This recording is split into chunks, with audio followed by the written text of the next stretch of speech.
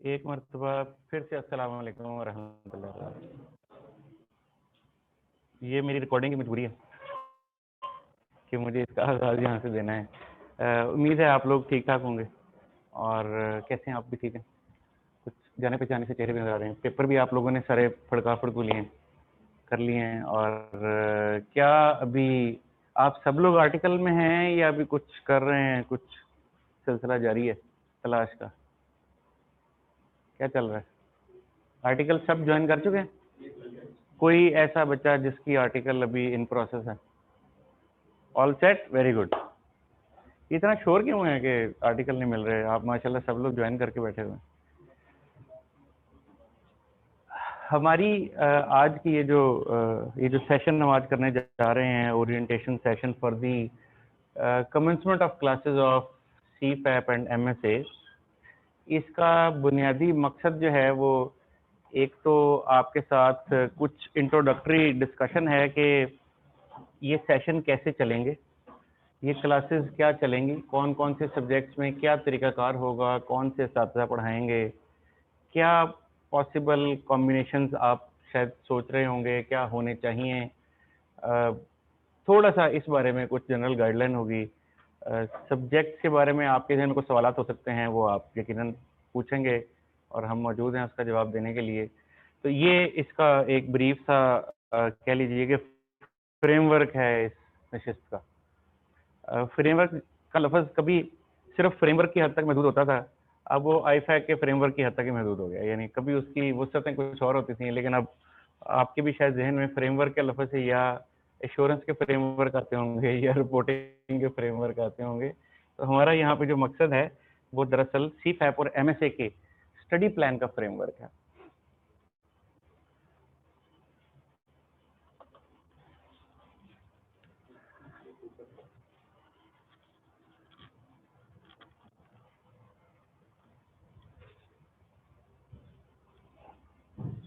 Popularly,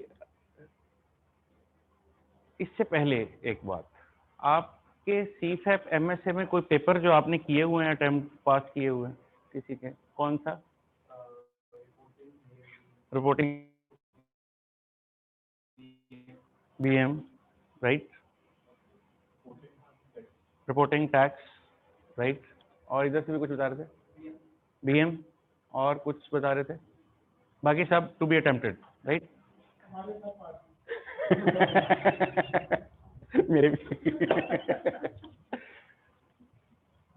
आपने अच्छे वक्त में कर लिया पास। सर उस दुनिया आसान होती थी, पेपर आसान आसान आते थे, मुश्किलें तो अब पड़ी हैं इतनी कि आसान भी नहीं हो रही।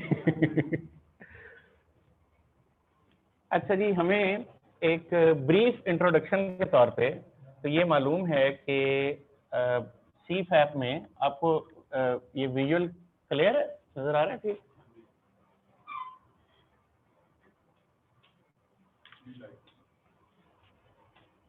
अब ठीक है मेरा ख्याल, जिसमें हम 6 एग्जाम्स की बात करते हैं, जिसमें AAFR है, AARS जो रिपोर्टिंग ऑडिट एंड इंश्योरेंस का है, फिर आपके पास कॉरपोरेट लॉज हैं, और इसके अलावा आपके पास BMS है, BFD है, और एडवांस टैक्सेशन है। और on the other leg MSA में आपके पास MSA 1 और MSA 2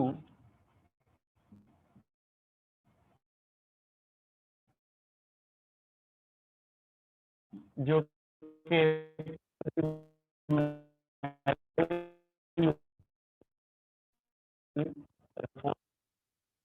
है। मैं अगर आसानी के लिए इधर है, इसमें से टैक्स निकाले देता हूँ। इस सब्जेक्ट में होता है बट इसकी डिस्कशन हम करेंगे। ये बुनियादी तौर पे 8 एग्जाम्स हैं जो आपने पास करने हैं अपने आप को ICAP का मेंबर बनाने के लिए, क्वालिफाइड चार्टर्ड अकाउंटेंट कहलाने के लिए।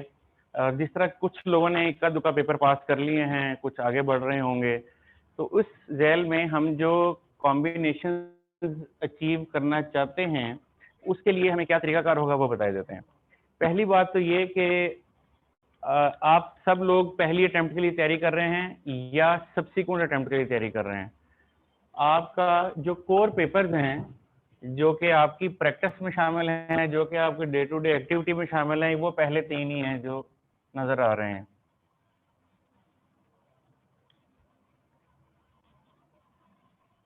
ये पहले 3। आपका वास्ता ऑडिट से पड़ता है, ऑडिट में आपका वास्ता रिपोर्टिंग से पड़ता है, और उसके अलावा आपका वास्ता कॉर्पोरेट लॉ से पड़ता है। फिर टैक्स के ऊपर आमतौर पे आप किसी स्पेशलाइज्ड विंग में चले जाते हैं, आपकी फर्म का टैक्स डिपार्टमेंट पकड़ लेता है कि आओ ये बाकी चीजें हम खुद ही करके आपको बता देंगे, आप परेशान ना हो। तो खैर, लेकिन ये शुरू में आपके लिए तो यही वो ऑप्टिमम कॉम्बिनेशन है जो कि शुरू में सजेस्ट किया जा सकता है, आपकी अपनी लर्निंग के लिए भी, आपके एग्जाम के लिए भी। यहाँ पे मैंने जिस तरह MSA 1 में रिपोर्टिंग और ऑडिट का जिक्र किया कि ये प्रीडोमिनेंटली इसमें ये डिस्कशन होती है, यही इसकी एलिजिबिलिटी है। MSA 1 आप दे भी तभी सकते हैं जब यहाँ से आपने रिपोर्टिंग और ऑडिट पास कर लिया है। अगर आपने रिपोर्टिंग और ऑडिट पास नहीं किया तो MSA 1 आप दे भी नहीं सकते। और अब ये कैद भी बड़ा अरसा हुआ इस तरह की खत्म हो गई कि ये MSA 1 आखिर में देना है या कब देना है। जैसे ही आपका रिपोर्टिंग और ऑडिट पास हुआ, अगली ही अटेम्प्ट में आप MSA 1 देने के लायक हैं। आप देना चाहें सौ बिस्मिल्लाह, ना देना चाहें आपकी चॉइस है। मैं जाती तौर पे ये समझता हूँ कि, और अपने तजर्बे की रोशनी में ये समझता हूँ कि जब आपने रिपोर्टिंग और ऑडिट को इतना ढेर सारा पढ़ के पास कर लिया है, तो थोड़ी सी एक्स्ट्रा एफर्ट के साथ MSA 1 भी पास हो जाएगा, क्योंकि वही चीजें आपने पढ़ी है ना। ये पिछली अटेम्प्ट गुजरी, इसमें आपने रिपोर्टिंग दिया, इसमें आपने ऑडिट दिया और पास किया, तो अगली अटेम्प्ट में आइए साथ MSA 1 भी देते हैं, क्योंकि वही रिपोर्टिंग, वही ऑडिट अब जरा एक नए डाइवर्सिफाइड अंदाज से सामने आने लगी है। तो आपका बैकग्राउंड नॉलेज जरा ताज़ा है, तो आप उसको अगर ले लेते हैं तो ये एक अच्छा कॉम्बो हो सकता है कि आप पहले ये 2 पेपर जब पास करते हैं, इसके अलावा भी कोई पेपर पास किए होंगे, बट ये 2 किए होंगे तो आप साथ MSA 1 पे पहुंच के खड़े होंगे। और इसी तरह MSA 2 के लिए भी BFD और BMS is the pre requisite, ये 2 पेपर पास होंगे तो आप वो भी दे सकते हैं।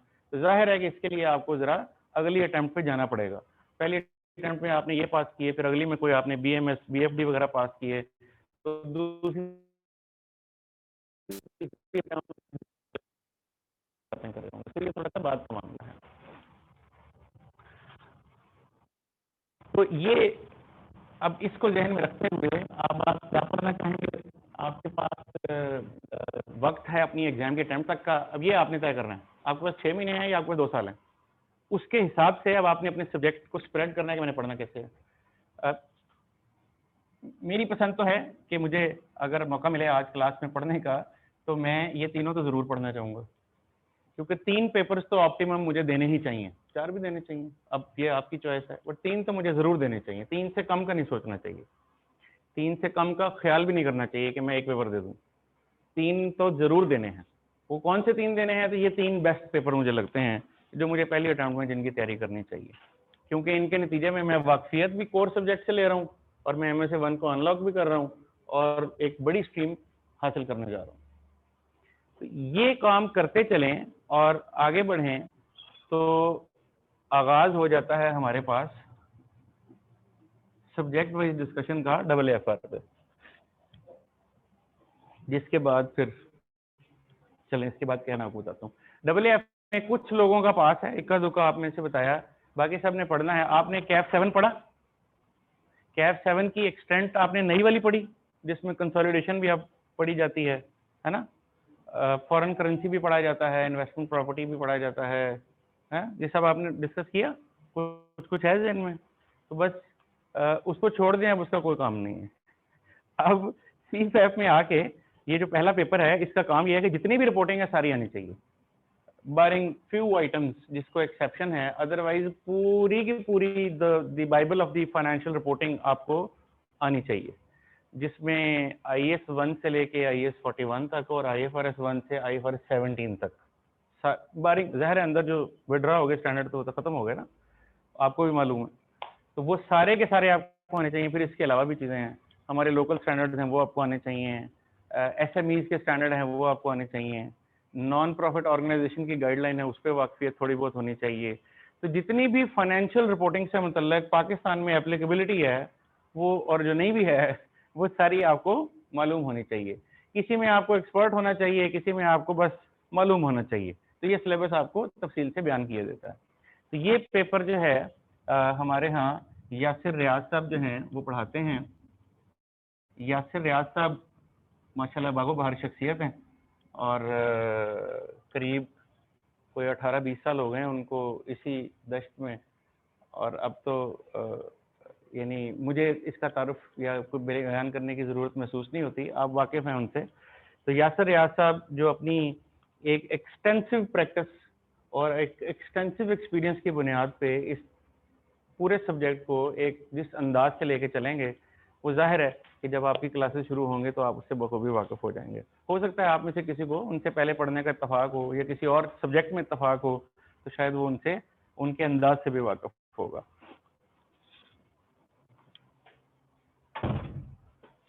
जिस तरह मैंने जिक्र किया कि इस सब्जेक्ट के अंदर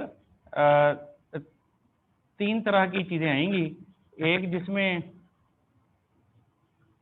वो एक अभी भी होती है, वैसे स्नेक वाली गेम होती थी जिसमें आपका जो आप गेम खेलते थे ना, सांप आहिस्ता आहिस्ता बड़ा होता जाता था, और फिर वो, सॉरी मैं पबजी नहीं खेली इसलिए मैं वहाँ से एग्जांपल नहीं दे सकता, वो ज़रा थ्रिल शायद उतना नहीं रहा।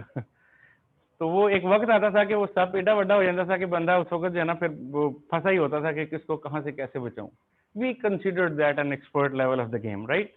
So there is going to be an expert level of the game in every subject like AAFR में भी, और वो कुछ ऐसे स्टैंडर्ड होंगे जहाँ पे सिलेबस बताएगा कि ये वो वाले स्टैंडर्ड हैं where you are required to demonstrate the expert level of the knowledge। फिर वो होंगे जहाँ पे आप medium level of knowledge required होंगे, और वो भी होंगे जहाँ पे सिर्फ इंट्रो लेवल का यानी बुनियादी आपका नॉलेज काफ़ी होगा। तो ये भी इस चीज़ का लिहाज रखते हुए अपनी तैयारी में आपको साथ साथ बताया जाएगा। जहाँ पे एक्सपर्ट लेवल की रिक्वायरमेंट होगी वहाँ पे जाहिर है कि ना सिर्फ अकाउंटिंग को पढ़ाना बल्कि अकाउंटिंग को प्रैक्टिस करना बहुत अहम है इस चीज़ को समझने के लिए। यानी सिर्फ एक स्टैंडर्ड जब मैं पढ़ता हूँ तो मेरी और समझ होती है, और फिर जब मैं कॉर्पोरेट वर्ल्ड में प्रैक्टिस में बैठ के उसकी इम्प्लीमेंटेशन एक वैरायटी ऑफ बिजनेसेस पे करता हूँ तो फिर उसकी कोई और जैसे सामने आती हैं। तो वो वाली सारी चीज़ इंशाल्लाह आपके सामने जो है इस पेपर में यासिर रियाज साहब रखेंगे, और फिर जब ये आप पढ़ेंगे तो आपको मजीद इसके बारे में यकीनन आगाही हासिल होती रहेगी। इसके बाद कॉर्पोरेट लॉज की एक बड़ी अहमियत है वो सामने आती है, और इसके ऊपर मैं कोई लफ्ज़ मुंह से निकालने की जसारत नहीं कर सकता आमिर साहब की मौजूदगी में, इसीलिए कि जो अपनी फील्ड का एक्सपर्ट है उसी को ही बयान करना चाहिए कि ये क्या चीज़ है और इसमें वो क्या करेंगे, और जो एग्जामिनर आपके साथ पीछे कर रहा है उसका जवाब कैसे देंगे और तैयारी कैसे करेंगे। आमिर साहब प्लीज़ तशरीफ लाइए और कुछ रोशनी डालें इसके ऊपर।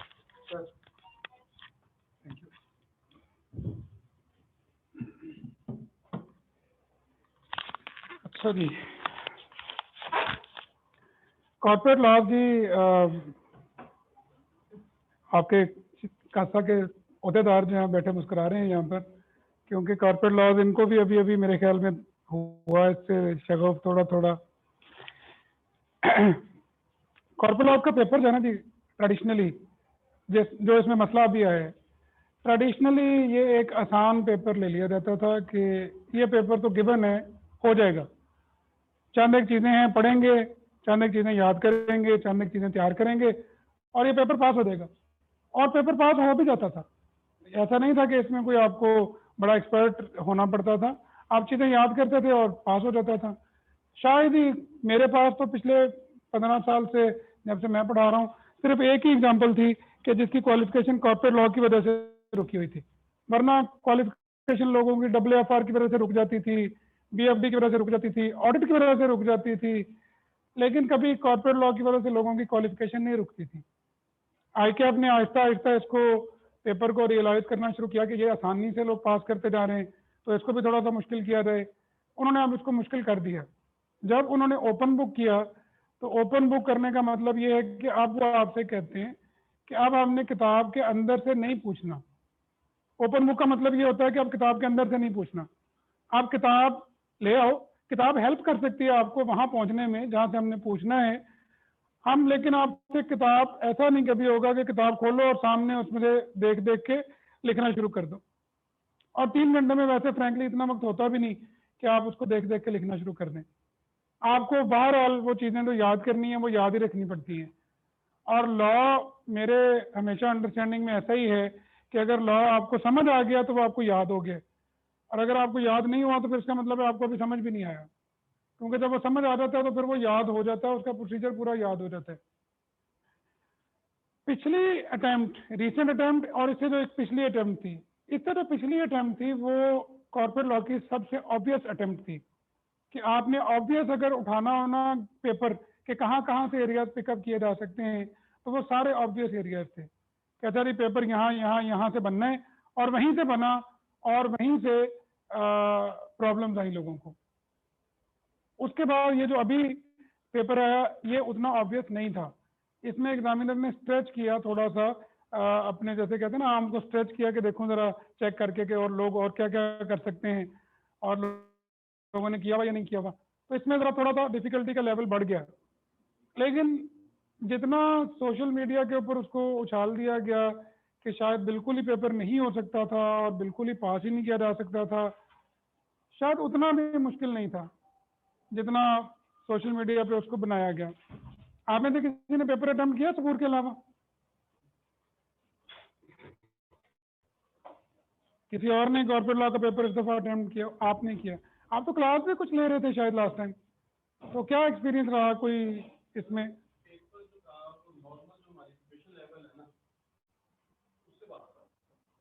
उस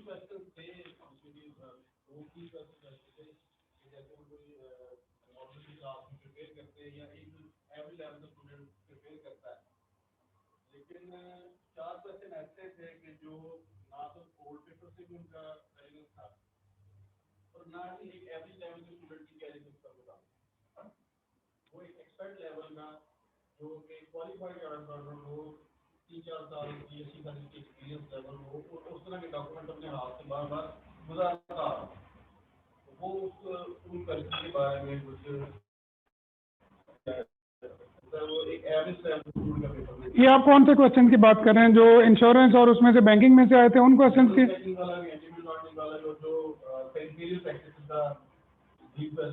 जो इसमें ना मैं थोड़ा सा आपकी बात से एग्री भी करता हूँ, लेकिन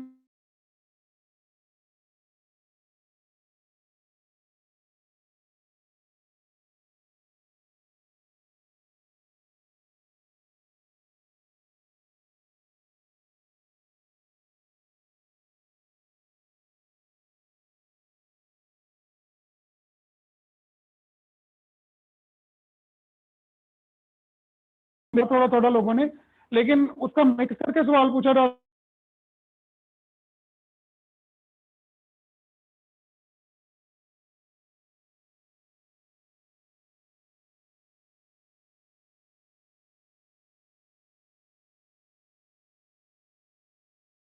इवन हमने भी उसको ऐसी अपनी कहा था कि आप इसको जो है ना रिस्क ले सकते हैं, वो रिस्क था ऑब्वियसली।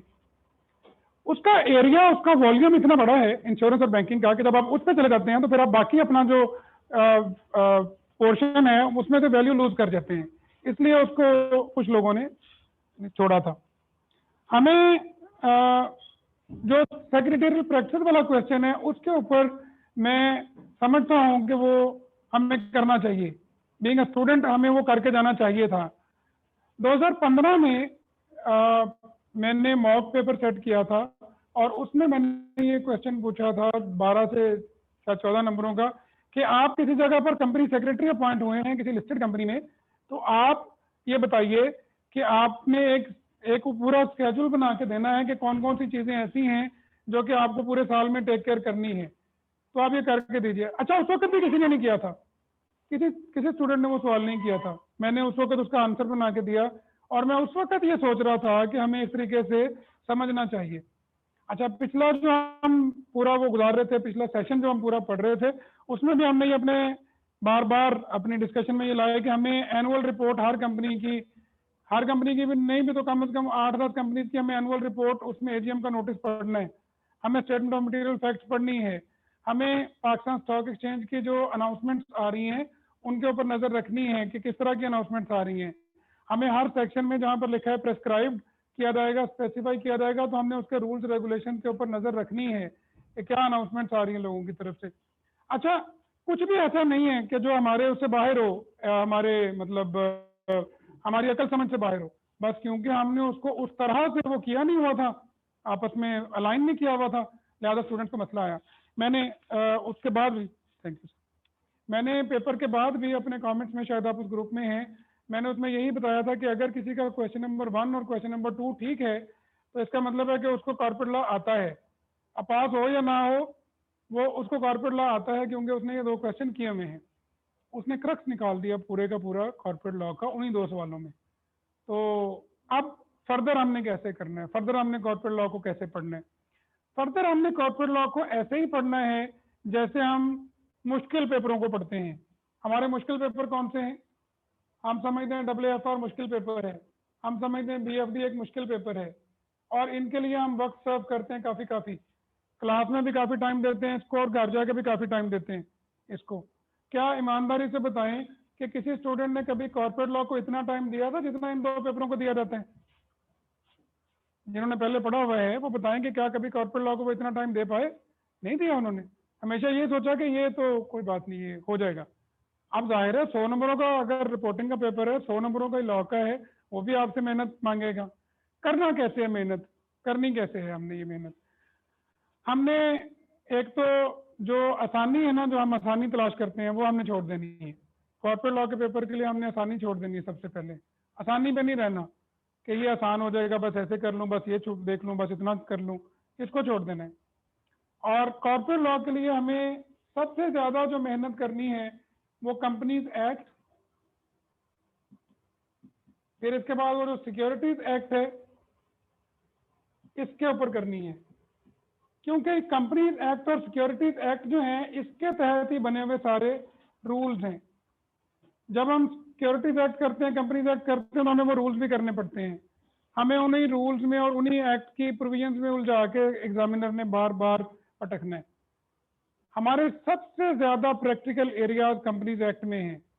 हर चार्टर्ड अकाउंटेंट को अपनी प्रैक्टिकल लाइफ में डायरेक्टर्स अपॉइंट करवाने होते हैं, डायरेक्टर्स के इलेक्शन करवाने होते हैं, उसको शेयर्स इशू करवाने होते हैं, उसको फाइनेंसिंग अरेंज करने के लिए डिबेंचर्स इशू करने पड़ सकते हैं, उसको फाइनेंसिंग रेज करने के लिए प्रेफरेंस शेयर इशू करने पड़ सकते हैं, उसको वास्ता पड़ सकता है हर चार्टर्ड अकाउंटेंट को उसने कंपनी की जनरल मीटिंग्स करवानी है, उसको उन जनरल मीटिंग्स के एजेंडा प्रिपेयर करने हैं, स्पेशल बिजनेस ऑर्डिनरी बिजनेस उसने उसमें करने हैं।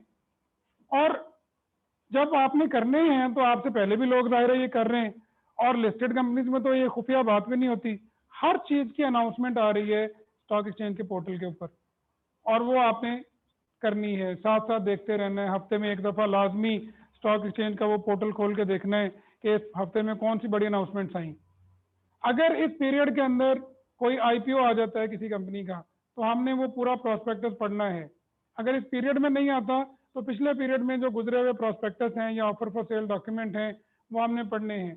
बुक बिल्डिंग के जरिए किसी ने प्रोस्पेक्टस इशू किया, हमने उसकी, उन्होंने जो प्राइस कैलकुलेशन दी, हमने खुद कैलकुलेट करके देखनी है कि क्या इन्होंने ठीक कैलकुलेशन की है या नहीं की है।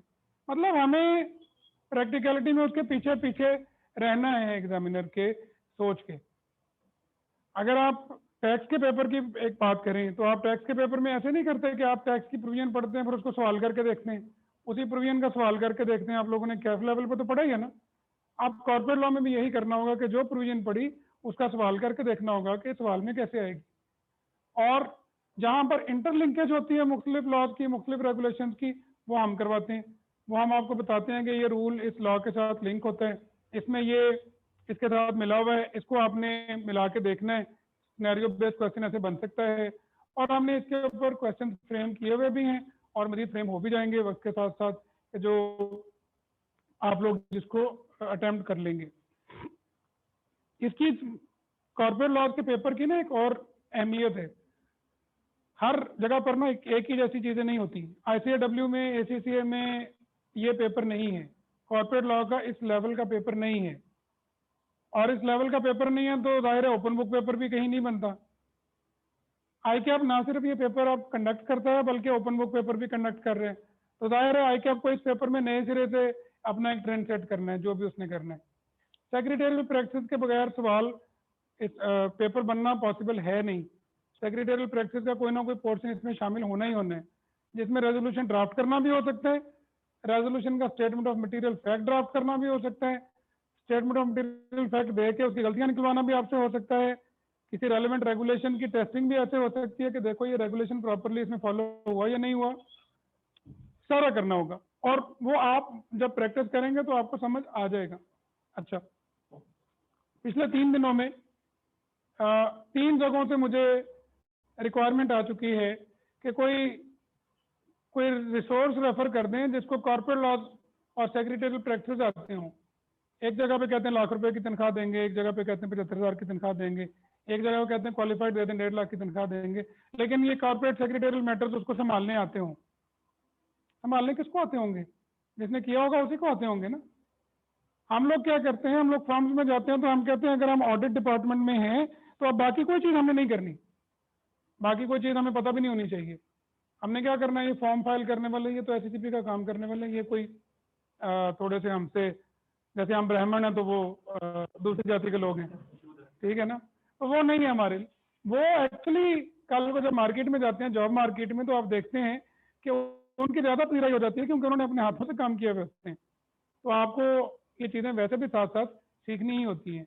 ऑडिट पे भी आप लोग जाते हैं तो फॉर्म 29 लेके फाइल में लगा लेते हैं, टिक किया, फाइल में लगा लिया, ये उसका बैकग्राउंड नहीं देखा कि ये क्यों फाइल किया गया था, इसके अलावा भी साल में कोई फाइल किए गए थे 2-3 या नहीं किए गए थे, कंपनी ने इसके अलावा कौन से SCCP में फॉर्म फाइल किए, 3A फाइल किया, क्या साल में मॉर्गेज, अच्छा मॉर्गेज रजिस्टर हुआ, फॉर्म 10 आ गया उसका, फॉर्म 10 लेके फाइल में लगा लिया। ना उसके पर्टिकुलर पढ़ने हैं कि इसमें क्या लिखा था, कैसे लिखा था, इसके साथ लोन एग्रीमेंट कौन सा हुआ था, लोन एग्रीमेंट की कॉपी लेते फाइल में लगा लेते हैं। कभी तो किसी ने पढ़ा हो कि लोन एग्रीमेंट में क्या टर्म्स थी, सवाए 2-4 जो हाईलाइट करनी है ना, जो पिछले साल हाईलाइट हुई थी, उनको हाईलाइट करना है और फाइल में लगाना है। या तो को आप ऐसा नहीं करते। आप लॉ, आप आपके लॉ का पेपर ये रिक्वायर कर रहे हैं कि अब आपने वो पढ़ना है, आपने एग्रीमेंट भी पढ़ना है, आपने कोई टर्म शीट होगी वो भी पढ़नी है, आपने कोई फॉर्म्स आपको मिलेंगे, आपके रास्ते में आएंगे, आपने वो भी पढ़ने हैं।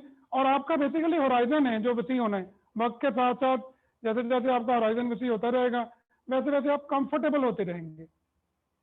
प्रीवियस अटेम्प्ट का रिजल्ट आ गया था, इसको तो अभी रिजल्ट नहीं आया ना। प्रीवियस अटेम्प्ट के रिजल्ट में कुछ लोग जो क्वालिफाई हो गए, उनके अलावा 91 लोगों का कॉर्पोरेट लॉ पास हुआ था ओवरऑल सर्किट में, और 91 में से कोई 15 लोगों ने, 15 से 20 लोगों ने मैसेज करके खुद बताया कि जी हम आपसे पढ़े हुए थे और हम चाहते हैं कि वो होता है ना स्टूडेंट ग्रेटिट्यूड का इजहार करते हैं, उन्होंने किया। इस दफ़ा भी मैंने देखा, मैं थोड़ा फॉलो कर रहा था लोगों के ग्रेजुएट को सोशल मीडिया के ऊपर, लेकिन हमारे स्टूडेंट्स के अंदर वो वाले ग्रेज नहीं पाए जा रहे थे कि जी हमें तो पता ही नहीं था पेपर कहाँ से आ जाना है, हमें तो ये अंदाजा ही नहीं था कि ये आपने ऐसे बना देने।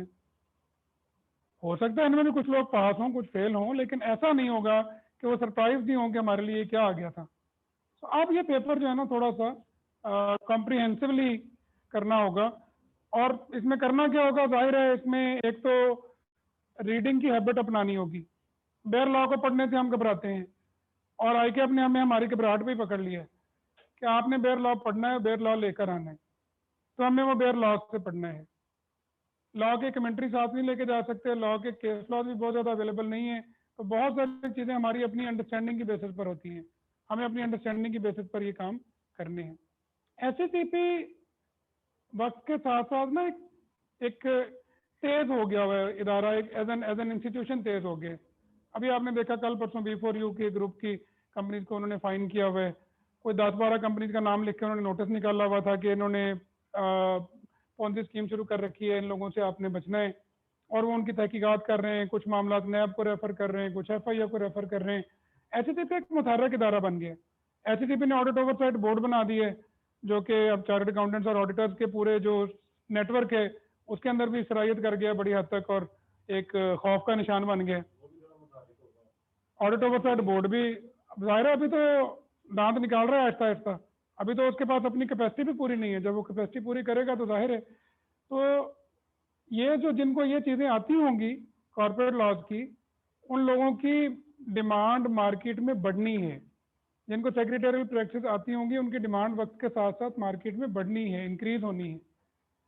मैं बता रहा था कि किसी दूसरे कंट्री में, किसी दूसरे बॉडी में, अकाउंटेंसी में ये नहीं पढ़ा जाता, एज ए सब्जेक्ट नहीं पढ़ा जाता कॉर्पोरेट लॉज को।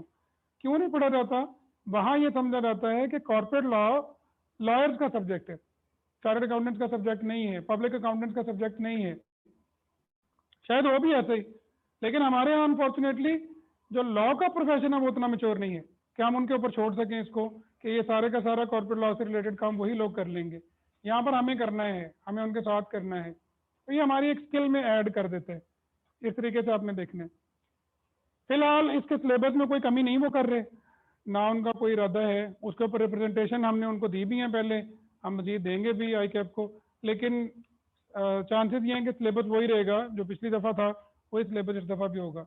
उसमें कंपनीज एक्ट है सारे का सारा, सिक्योरिटीज एक्ट है, उसमें से उसके रेलिवेंट पोर्शन हैं। फिर ये एक तकरीबन 1.5 दर्जन के करीब अदर लॉज हैं, जिसमें इंश्योरेंस है, बैंकिंग है, एंटी मनी लॉन्ड्रिंग है, मुदारबा है, प्रूडेंशियल रेगुलेशंस हैं, एनबीएफसी रेगुलेशंस हैं, और सीडीसी आ जाता है, कंपटीशन आ जाता है। सवाल हर जगह से बन सकते हैं, इसलिए हर जगह की तैयारी करनी है। और इस दफ़ा जाहिर है जब उन्होंने हमें बता दिया कि हम इंश्योरेंस में से भी पूछ सकते हैं, तो फिर उसकी भी तैयारी करनी है। ठीक है, नंबर ऑफ लेक्चर्स इसके हमें इस दफ़ा बढ़ाने पड़ेंगे। तो हमारी 2 दिन क्लास होगी 1.5 घंटे की, तो तीसरे दिन होगी 3 घंटे की क्लास।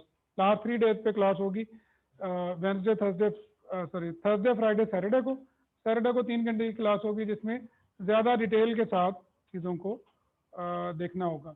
तो कुछ ये जो 2-3 महीने आपको ज़रा जो घर शहर जाना होता है ना आपको, वो ज़रा स्क्वीज करना पड़ेगा, क्योंकि सैटरडे को हमने बड़ी क्लास रखनी है। ठीक है जी, कॉर्पोरेट लॉ के बारे में सवाल कोई किसी के हैं तो भी कर लें। बुक्स के बारे में आप लोगों ने पूछना होता है नॉर्मली, कि बुक्स कौन सी होंगी। बुक्स कोई भी हो जाए, रीडिंग मटेरियल मैं भी दूंगा आपको, जिसमें कुछ चीज़ें थोड़ी समराइज भी की हुई होंगी। कोई और बुक भी आप ले लें, कोई सी भी, लेकिन अल्टीमेटली जो हकीकत है वो ये कि आपने बेयर लॉ एग्जाम में कैरी करना है, तो आपको बेयर लॉ से ही पढ़ना है। मेजरली आपके हाथ में लॉ की किताब होनी चाहिए जिसमें आपका ओरिजिनल लॉ स्टेट किया हुआ है। ठीक है, वो आप छपेगा जब तो आपको बता देंगे कि कौन सा रेलेवेंट है जो छप के आप किसी का कोई सवाल है तो इसमें बता दीजिए। रिटेन करने की मतलब? जी बिल्कुल, जैसे नहीं, मैंने जैसे अर्ज किया कि हमें ना ये पॉसिबल ही नहीं है कि लॉ हम समझ लें और हमें याद ना हो, होता नहीं है ऐसे। जब हम समझ लेते हैं ना तो हमें उसका कोई 70-80% याद हो जाता है। अगर उसका 100% नहीं भी याद होता तो 70-80 हमारे जहन में रहता है। ठीक है, वो ना भी याद हो रहा ना कि एग्जैक्ट क्या था, तो उसका एक जो है ना वो हमारे जहन में एक हवला सा होता है कि यार ऐसे कुछ है, मैं रेलिवेंट जगह पे जाकर देख लूंगा।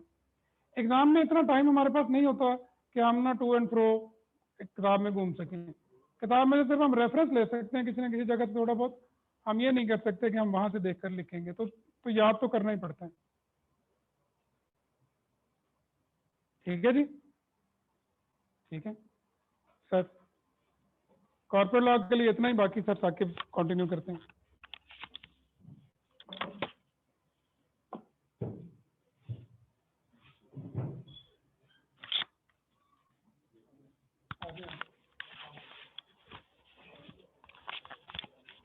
इस गुफ्तगू में से 1-2 नुकात मेरे जहन में भी आ गए कि आपको बताता जाऊं कि ये जो हमने इससे पहले डिस्कस किया ना कि रिपोर्टिंग के सेशन चलेगा यासिर साहब के साथ, तो ये भी हफ्ते में 3 दिन ही चलेगा।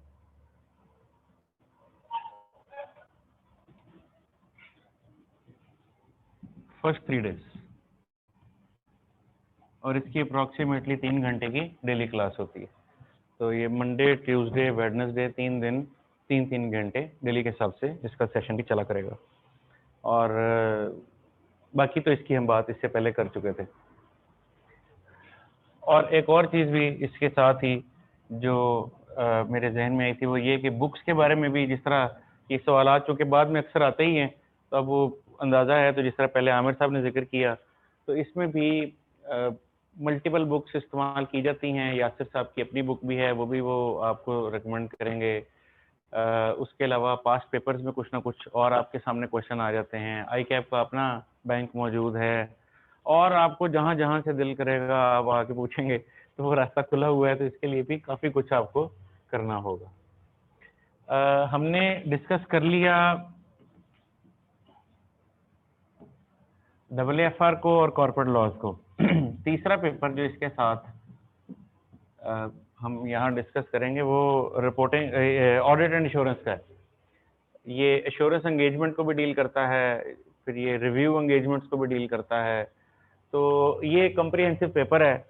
वो जो हमारा बुनियादी एक तसव्वुर शायद कभी था ना, जब हम आए सीए में दाखिले का वक्त हुआ, जब आपका वक्त हुआ आपने, और जब मेरा वक्त हुआ मैंने, तो ये सोचा था कि ये सारा कुछ करके मैं क्या बनूंगा, मैं ऑडिटर बनूंगा। वो पता नहीं ऑडिटर बनना था कि नहीं बनना था, लेकिन असल में तो प्रोफेशनल अकाउंटेंट बनना था, लेकिन एक ख्याल ये था कि मैं ऑडिटर बनूंगा। तो ये वो ऑडिटर का सामान बनाने का जो है ना, ये मसाला यहाँ से मिलेगा कि जब आप एज ऑडिटर ऑडिट एग्जीक्यूट करेंगे तो फिर वो कौन कौन से रेगुलेशंस हैं, वो कौन कौन से स्टैंडर्ड हैं जिनको आपको फॉलो करना होगा। यकीनन इनमें से भी कुछ स्टैंडर्ड आप ऑलरेडी कैफ लेवल पे पढ़ चुके हैं, और एक कैफ में जो हमारी अंडरस्टैंडिंग होती है ना, वो बहुत किताबी होती है। अब जब आप अपने हाथों से वो काम कर रहे होते हैं, अगर कर नहीं भी रहे होते हैं तो एटलीस्ट फाइल में तो लगा ही रहे होते हैं, जिस तरह पहले बात हुई थी, लेकिन उसके नतीजे में भी कुछ ना कुछ तो हाथ से गुजर ही रहा होता है। वही चीजें विजन में आ रही होती हैं कि अच्छा ये भी होता है, ये भी होता है। तो शायद बहुत सारे ऐसे अकाउंटिंग स्टैंडर्ड, जैसे मैं बात करूं फॉर एग्जांपल डॉक्यूमेंटेशन की, तो जब आपने डॉक्यूमेंटेशन का स्टैंडर्ड पढ़ा होगा तो आपके जहन में ख्याल नहीं होगा कि ये डॉक्यूमेंटेशन किस शक्ल में सामने आती है। वो फाइल एक डॉक्यूमेंटेशन की शक्ल ही है ना, लेकिन अब आपने वो फाइलें देख ली हैं, अब आपके हाथों से वो गुजर गई हैं। अब जब आप इस स्टैंडर्ड को दोबारा से पढ़ेंगे तो आप इसमें एक डिफरेंट व्यू भी रखेंगे और आपके जहन में नए सवाल भी आएंगे कि अच्छा ये वाली चीज। अब हर एक का अपना अपना एक्सपीरियंस है ना, फर्म के पास हर तरह का काम है।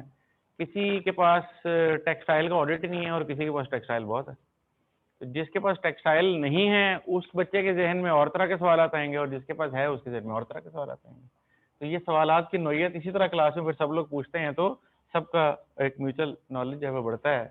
तो ये जो एग्जाम है, मैं इसको उस कोर एरिया में शामिल समझता हूँ कि जो आप ऑडिटर बनने का इरादा करके आए थे। और मुझे मेरा एक पुराना स्टूडेंट है, काफ़ी पुराना है, यानी क्वालिफाइड है, और वो मिनिस्ट्री ऑफ डिफेंस में ऑडिटर है। तो उससे मुझे मिलने का इत्तेफाक हुआ, तो उसने अपना कुछ मुझे बताया। उसका स्टैंडर्ड से तो कोई वास्ता नहीं था, लेकिन जो जिसको कहना चाहिए ना पंजाबी में या उर्दू में ऑडिटरी है ना, वो मिनिस्ट्री ऑफ डिफेंस में है, मिलिट्री को ऑडिट करता है, जिधर जाता है वहाँ टैके शैके से जाता है, ऑडिट भी आर्मी वाले का कर रहा है। ठीक है, वो आगे से भी जाहिर है कि उसको अच्छी पोजीशन के लोग मिलते हैं, वो भी अपना एक अच्छा इन्फ्लुएंस एग्जर्ट करता है, क्योंकि जाहिर है वो उसके पास एक कैपेसिटी है, तो वो उसको एक डिफरेंट अंदाज से देखता है। लेकिन जब हम इसको पढ़ते हैं, इसको एग्जीक्यूट करते हैं, तो हम एक बिल्कुल एक डिफरेंट अंदाज से देख रहे होते हैं, हम एक एंगेजमेंट पार्टनर की तरह देख रहे होते हैं। तो फिर इसके लिए जो प्रैक्टिकल नॉलेज चाहिए है, वो मैं समझता हूँ कि किसी ऐसे उस्ताद के तवस्सुत से मिल सकता है जो खुद वो प्रैक्टिकल काम करता है, जो खुद एश्योरेंस पे काम करता है, जिसके हाथों से ये ऑडिट की रिपोर्ट फाइनल होती है, जो रिपोर्ट को साइन करता है, जो इस पूरे प्रोसेस को सुपरवाइज करता है। तो ये जो की एक फीचर है जो हमारे साथ नौशरवान ख्वाजा साहब जो हैं इसको एग्जीक्यूट करते हैं, खुद पार्टनर हैं इस वक्त ऑडिट फर्म में, इससे पहले एक बड़ी ऑडिट फर्म में ऑडिट मैनेजर रहे हैं, बहुत सारे सैकड़ों के हिसाब से ऑडिट्स उन्होंने भी अपने हाथों से क्लोज किए हैं। अब उनकी आप हो चुके खुद पार्टनर हैं, तो अब एक और अंदाज में इसको लेके चलते हैं। तो ख्वाजा साहब की एक ख़ास चीज़ ये है कि वो आपको इसका जो प्रैक्टिकल टच देंगे वो मैं समझता हूँ कि प्राइसलेस होगा। आप जब प्रैक्टिकली काम कर रहे होंगे और फिर उस सर्कमस्टांशियल सिचुएशन को ज़हन में रख के फिर जब आप इस क्लास को अटेंड करेंगे और फिर आप अपने सवाल भी पूछेंगे, तो आप यकीनन इसको बड़ा एंजॉय करेंगे कि ये इसके अंदर हमने वो चीज़ सीखी है जिसका कि असल में सीखने का हक था। इसकी क्लास की वैसे टाइम टेबल आपको मिल जाएगा एज टिक बॉक्स। इसकी क्लास आपकी लास्ट 2 डेज में प्लान्ड है, थर्सडे एंड फ्राइडे में।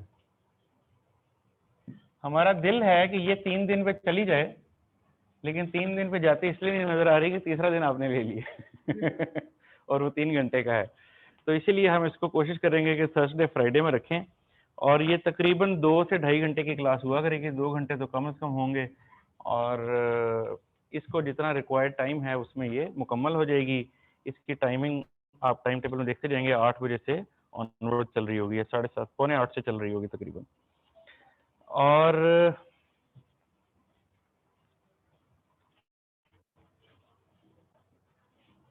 मुझसे बाज़ बात बच्चे सवाल दूसरी क्लासेस में भी कर लेते हैं। मुझे एक बात से बात याद आ गई।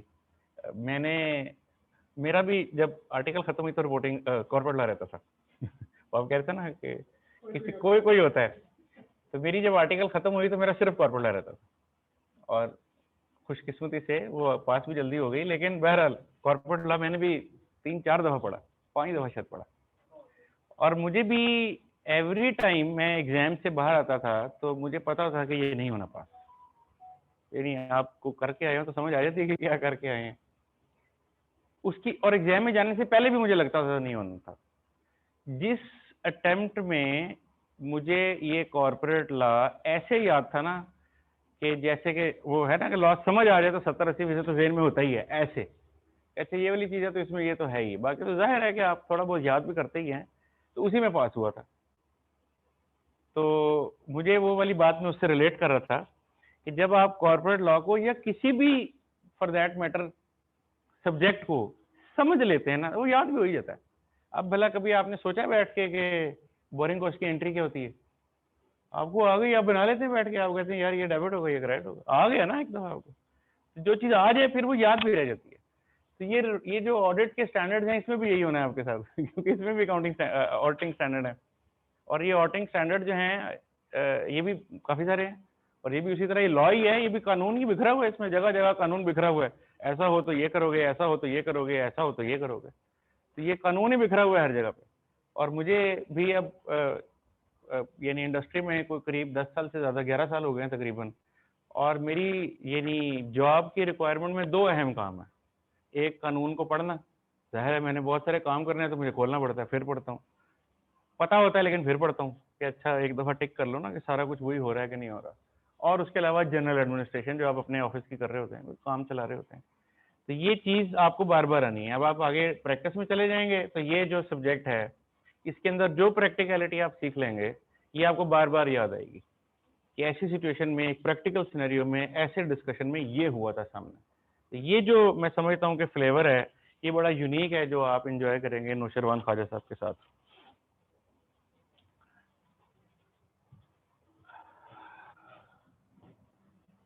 फिर मैं आगे बढ़ता हूँ तो एक और जिस तरह हम जिक्र करते इससे पहले एक की सब्जेक्ट है बिजनेस फाइनेंस डिसीजंस का। ये भी एक मुश्किल सब्जेक्ट कंसीडर किया जाता है। सब्जेक्ट सारी मुश्किल होने चाहिए कंसीडर, लेकिन ये भी मजीद मुश्किल सब्जेक्ट कंसीडर किया जाता है। और ये दूसरे कॉम्बो का पार्ट भी है कि अगर आपने MSA 2 देना है तो MSA 2 को पास करने के लिए, बल्कि अपीयर होने के लिए आपको उससे पहले BFD के बारे में कुछ क्वालिफिकेशन रखना ज़रूरी है। इस सब्जेक्ट के मतलब जितना आपका तारुफ है ये उतना आपको मालूम है। और मैनेजमेंट अकाउंटिंग के बारे में भी आपने जब कभी कैफ में पढ़ा था तो कुछ वो भी ब्रीफली इसके अंदर कहीं शामिल हो जाता है, और फिर एडवांस लेवल पे उसकी चीज़ें सामने आ जाती हैं।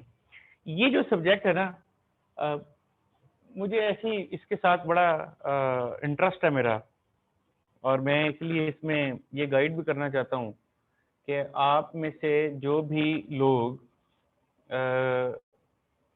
अगर एडवाइजरी की कंसल्टिंग करेंगे, यानी टैक्स की कंसल्टिंग होती है, ऑडिट की कंसल्टिंग होती है, और फिर तीसरी यूजुअली एडवाइजरी की कंसल्टिंग होती है। एडवाइजरी में भी फिर जाहिर है बहुत सी चीज़ें हैं, कुछ लोग IT को पकड़ लेते हैं, कुछ लोग स्पेशल इस तरह के काम इन्वेस्टमेंट प्लानिंग पकड़ लेते हैं। तो अगर आप एडवाइजरी की तरफ जाएंगे और ये सब्जेक्ट आपका बहुत अच्छा होगा तो ये एक बड़ी स्पेशलाइज्ड डिश है। इसमें आप बहुत अच्छे पैसे कमा सकते हैं अगर आपको ये अच्छा इसके ऊपर ग्रिप है, क्योंकि इसके अंदर आप सीख क्या रहे हैं। ये मैं अभी एडवाइजरी के पर्सपेक्टिव से कर रहा हूँ, इसमें आप सीख क्या रहे हैं, आप मैनेजमेंट अकाउंटिंग सीख रहे हैं। तो मैनेजमेंट अकाउंटिंग क्या है, मैनेजमेंट के पेन पॉइंट्स हैं। यानी मेरा जो जब मैंने पहली कंपनी जहां मैंने जॉब की निशात में, तो जो मेरे CEO थे उनका सबसे बड़ा पेन पॉइंट क्या था? मेरे ऑर्डर की कॉस्टिंग ठीक नहीं होती। यानी मेरी फैक्ट्री बिलियंस का काम चल रहा है लेकिन उसकी कॉस्टिंग ठीक नहीं होती। कॉस्टिंग किसी तरह ठीक करा दो। यानी ये उन्होंने मुझसे अपनी ख्वाहिश का इज़हार किया कि यार कॉस्टिंग किसी तरह ठीक करा दो। उसके ऊपर हमने कई महीने लगाए। उसका एक यूं कहना चाहिए कि पूरा चैनल खड़ा करने के लिए कि सही इंफॉर्मेशन का फ्लो चले कि सही कॉस्टिंग तक पहुंचे ना। गार्बेज इन गार्बेज आउट ही होगा और क्या होगा। तो अगर इंफॉर्मेशन सही अंदाज से कैप्चर होगी तो ही मैं उसको इस्तेमाल करके सही कॉस्टिंग पे पहुंच सकूंगा। अदरवाइज फिर मैं एस्टिमेशन ही कर रहा हूँ कि ठीक है यार अब ये आ गया है बिजली का बिल, ठीक है इनको अद्धा करके पा दे दो फिर यही करूंगा ना, और क्या करूंगा। ये कहूंगा अच्छा चलो इसको 70-30 कर दो, ये चलो इसके रेवेन्यू, ये सब आर्बिट्रेरी रेशोज हैं। मुझे उसके क्रक्स पे पॉइंट है क्योंकि मैंने सही कॉस्ट पे पॉइंट है। तो अगर आप ये सर्विसेज देने के लिए तैयार हैं, आप बताएंगे जनाब आप हमें बताएं, हम आपकी कंपनी में आते हैं, आपको ये पूरा सिस्टम खड़ा करके देंगे, कॉस्टिंग कैसे करते हैं। जिसका बिलियंस का कॉस्टिंग का मसला हो, वो 15-20 अरब रुपए का रॉ मटेरियल यूज करता हो साल में, उसको क्या बुरा है कि वो आपको भी 20-40 लाख रुपए दे दे इस काम को सीधा कराने के लिए, क्योंकि उसकी तो 1% की वेस्टेज उसको करोड़ों में पड़ती है। उसका पेन पॉइंट ये यार ये वेस्टेज किसी तरह कंट्रोल करो, ये वेस्टेज को विजिबल करो, पता लगे वेस्टेज कहाँ हुई है, जितनी होनी थी उतनी हुई है कि ज्यादा हुई है, पता लगना चाहिए। इतने मसाइल हैं, लेकिन ये मसाइल हमें इसलिए नहीं समझ में आते क्योंकि हम वो सेठ के शूज में बैठ के देख नहीं रहे कारोबार को ना। कारोबार को कारोबार के शूज में बैठ के करेंगे तो आपको समझ आएगी सेठ के मसाइल कुछ और है। उसको नहीं उसकी जाने बिला के IFRS 3 में क्या लिखा हुआ है ना, उसकी जाने बिला। वो कहेगा ये काम ये चैंपियन मैंने रखे हुए हैं, इनको मैं अच्छे पैसे तो ये कर लेंगे, मेरी वेस्टेज का हिसाब कर दो। You will be the guy जो आप जाके बताएंगे कि हम ये सेटअप आपको करके देते हैं। तो जाहिर है उसके पीछे जो टूल्स टेक्निक्स हैं तो आपने यहाँ सीखी होंगी, और अगर अच्छे से सीखी होंगी तो आप ये करने लायक हो जाएंगे। दूसरा इसमें प्रैक्टिस से हटके इंडस्ट्री में काम करने वाला, आप ही किसी कंपनी में जॉब करते हैं तो जाहिर है वही रोल जो एडवाइजर ने देना, सब आपने देना, क्योंकि उसने आपको पैसे दे दिए। उसने कहा भाई मैं तुम्हें महीने के अच्छे पैसे दे रहा हूँ, तुम एक अच्छी पोजीशन पे आ रहे हो, तुम्हारा काम ये है कि ये चीज सारा ठीक करो। आपके साथ भी टीम होगी, लोग होंगे, आप उनको लीड करेंगे, यही करवा रहे होंगे। ये वो सब्जेक्ट्स हैं जो मैं आपको बताना ये चाह रहा हूँ, ये वो सब्जेक्ट्स हैं जो देखने में सिर्फ सब्जेक्ट लगते हैं लेकिन ये बिजनेसमैन के मसाइल हैं।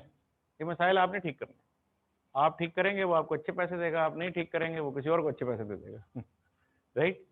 तो ये चीज इसमें हमने करनी है, और इसमें प्रीमेरिली और दूसरी चीज आप इसमें क्या कर रहे होते हैं, फाइनेंशियल इंस्ट्रूमेंट्स की वैल्यूएशंस की बात हो रही होती है, पोर्टफोलियोज की इन्वेस्टमेंट्स की बात हो रही होती है, हेजिंग की बात हो रही होती है। आपने कुछ चीजें पढ़ी कभी अकाउंटिंग में, फॉरवर्ड कॉन्ट्रैक्ट्स और इस तरह की उनकी बातें, उनकी वैल्यूएशन, उनके ऊपर क्या काम करना होता है।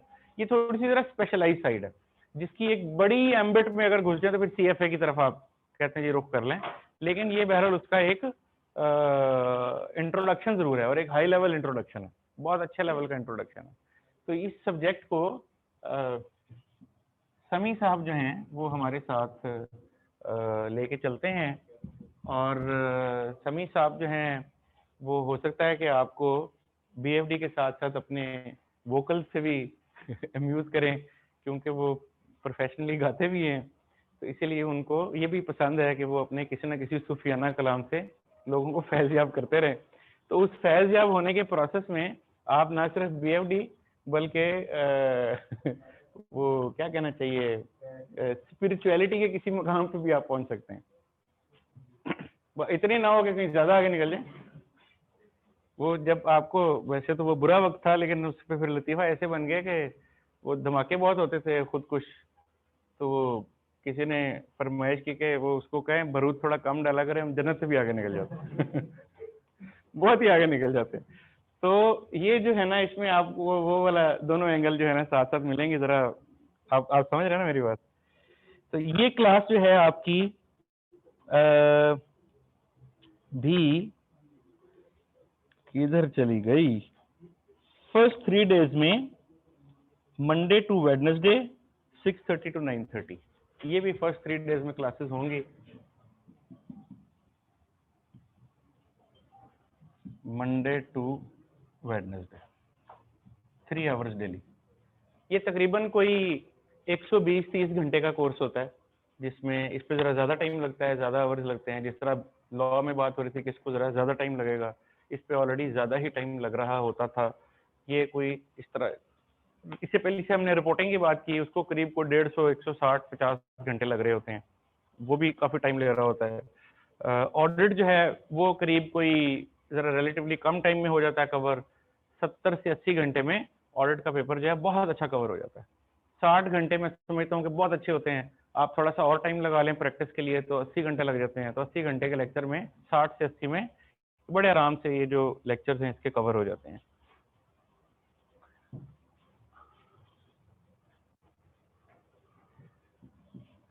फिर आपके पास बिजनेस मैनेजमेंट है। बिजनेस मैनेजमेंट पे मैं आपको भी जो आप फोन पे हैं मिस सुंदर, दावत ख्याल जरूर दूंगा। बिजनेस मैनेजमेंट जो है ये एक और ऐसी चीज है, ये पेपर खैर मोस्टली थ्योरेटिकल समझा जाता है और ये थ्योरेटिकल ही होता है और इसको थ्योरी समझ के याद भी कर लिया जाता है और लोगों की इस पे फिलोसफीज भी होती हैं। हम वो कोई इस तरह के चीज़ें भी बनाते हैं, है ना, और उसमें प्रायोरिटाइज भी करते हैं। बहुत बचपन में कोई वो क्या थ्योरी ऑफ नीड्स भी एक होती थी, है ना, मैस्लोज हायरार्की ऑफ नीड्स शायद, एम राइट, है ना, समथिंग लाइक दैट। तो ये हमने उस वक्त तो ऐसे ही बस याद करके कर ली थी। वो बहुत बाद में आके एहसास हुआ कि इसको तो असल में एक दूसरी नजर से देखना था कि अगेन जिस तरह मैंने पहले बात की थी, ये तो कारोबार चलाने के मसाइल हैं। ये किताब याद कर रही तो पेपर के लिए की ना, उसके बाद होना क्या है आगे दुनिया में? कारोबार चलाना है, या अपना चलाना है या किसी दूसरे का चलाना है। भाई दो ही बातें हैं ना, और क्या बातें हैं? ये अपना कारोबार चलाएंगे एज अ बिजनेसमैन या किसी दूसरे का चलाएंगे as advisor, as job holder. तो चलाना तो कारोबार है, और कारोबार चलाने के लिए सबसे इंपॉर्टेंट काम क्या है? लोगों को मैनेज करना। लोगों को मैनेज के बगैर काम नहीं चलता। आप अपनी फर्म में देख लें जितने लोग हैं, आप सब लोगों को कुछ 2, 4, 5 लोग हैं जो कि मैनेज कर रहे हैं। आपस में आपके लड़ाई झगड़े भी हों तो वो they are making environment in a way that you coexist. आपका को एग्जिस्ट करना उनके लिए कितना जरूरी है। सोचें अगर आप लोगों की आपस में ना बने, अगर फर्ज कर लें कि ऑडिट की एडवाइजरी से, टैक्स से ना बने, और इतनी ना बने कि वो एक दूसरे से बात ही ना करें तो फिर ऐसी सूरत हाल में क्या क्या बताए, काम नहीं चल सकता। तो ये जो मैनेजमेंट की साइड है, मैं इस पे आपको, मेरी ख्वाहिश है कि आप कुछ ब्रीफली बताएं कि ये आप इस पे क्या करेंगे और कैसे करेंगे मुख्तसरन।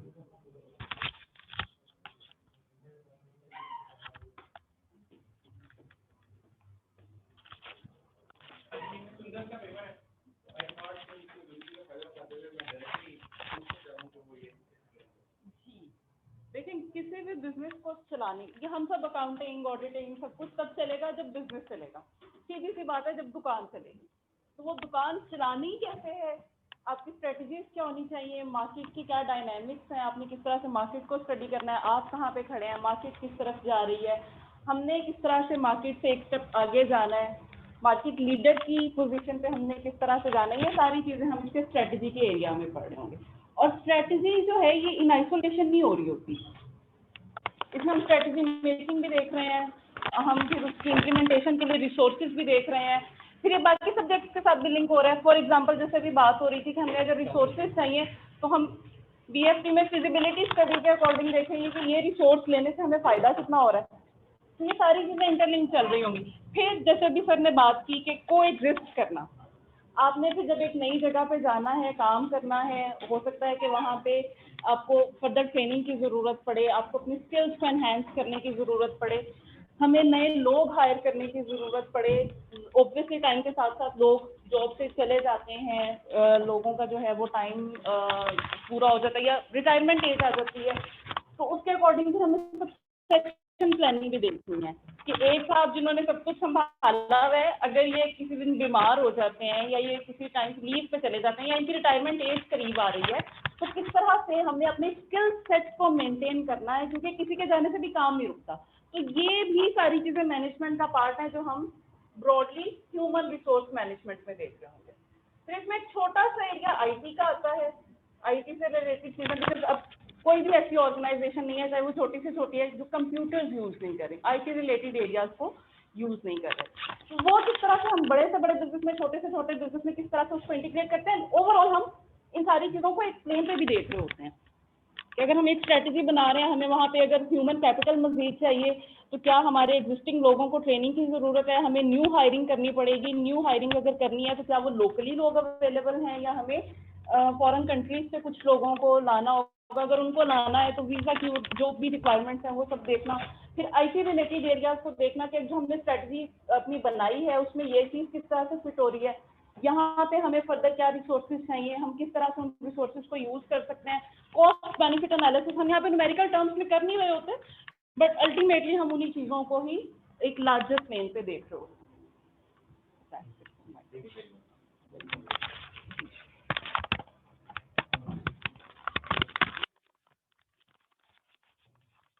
मेरी जिस जिस कंपनी से मैं वाबस्ता हूँ, बहुत सारी कंपनियां हैं, उसमें एक छोटी सी कंपनी है, नई बनाई है, और उसमें भी बस एक आधा ही को बंदा है, वो ना ही होने के बराबर है। मैं ही चीज़ें देख रहा हूँ, कोई एक आध बंदा हो रहा है, वो देख रहा है।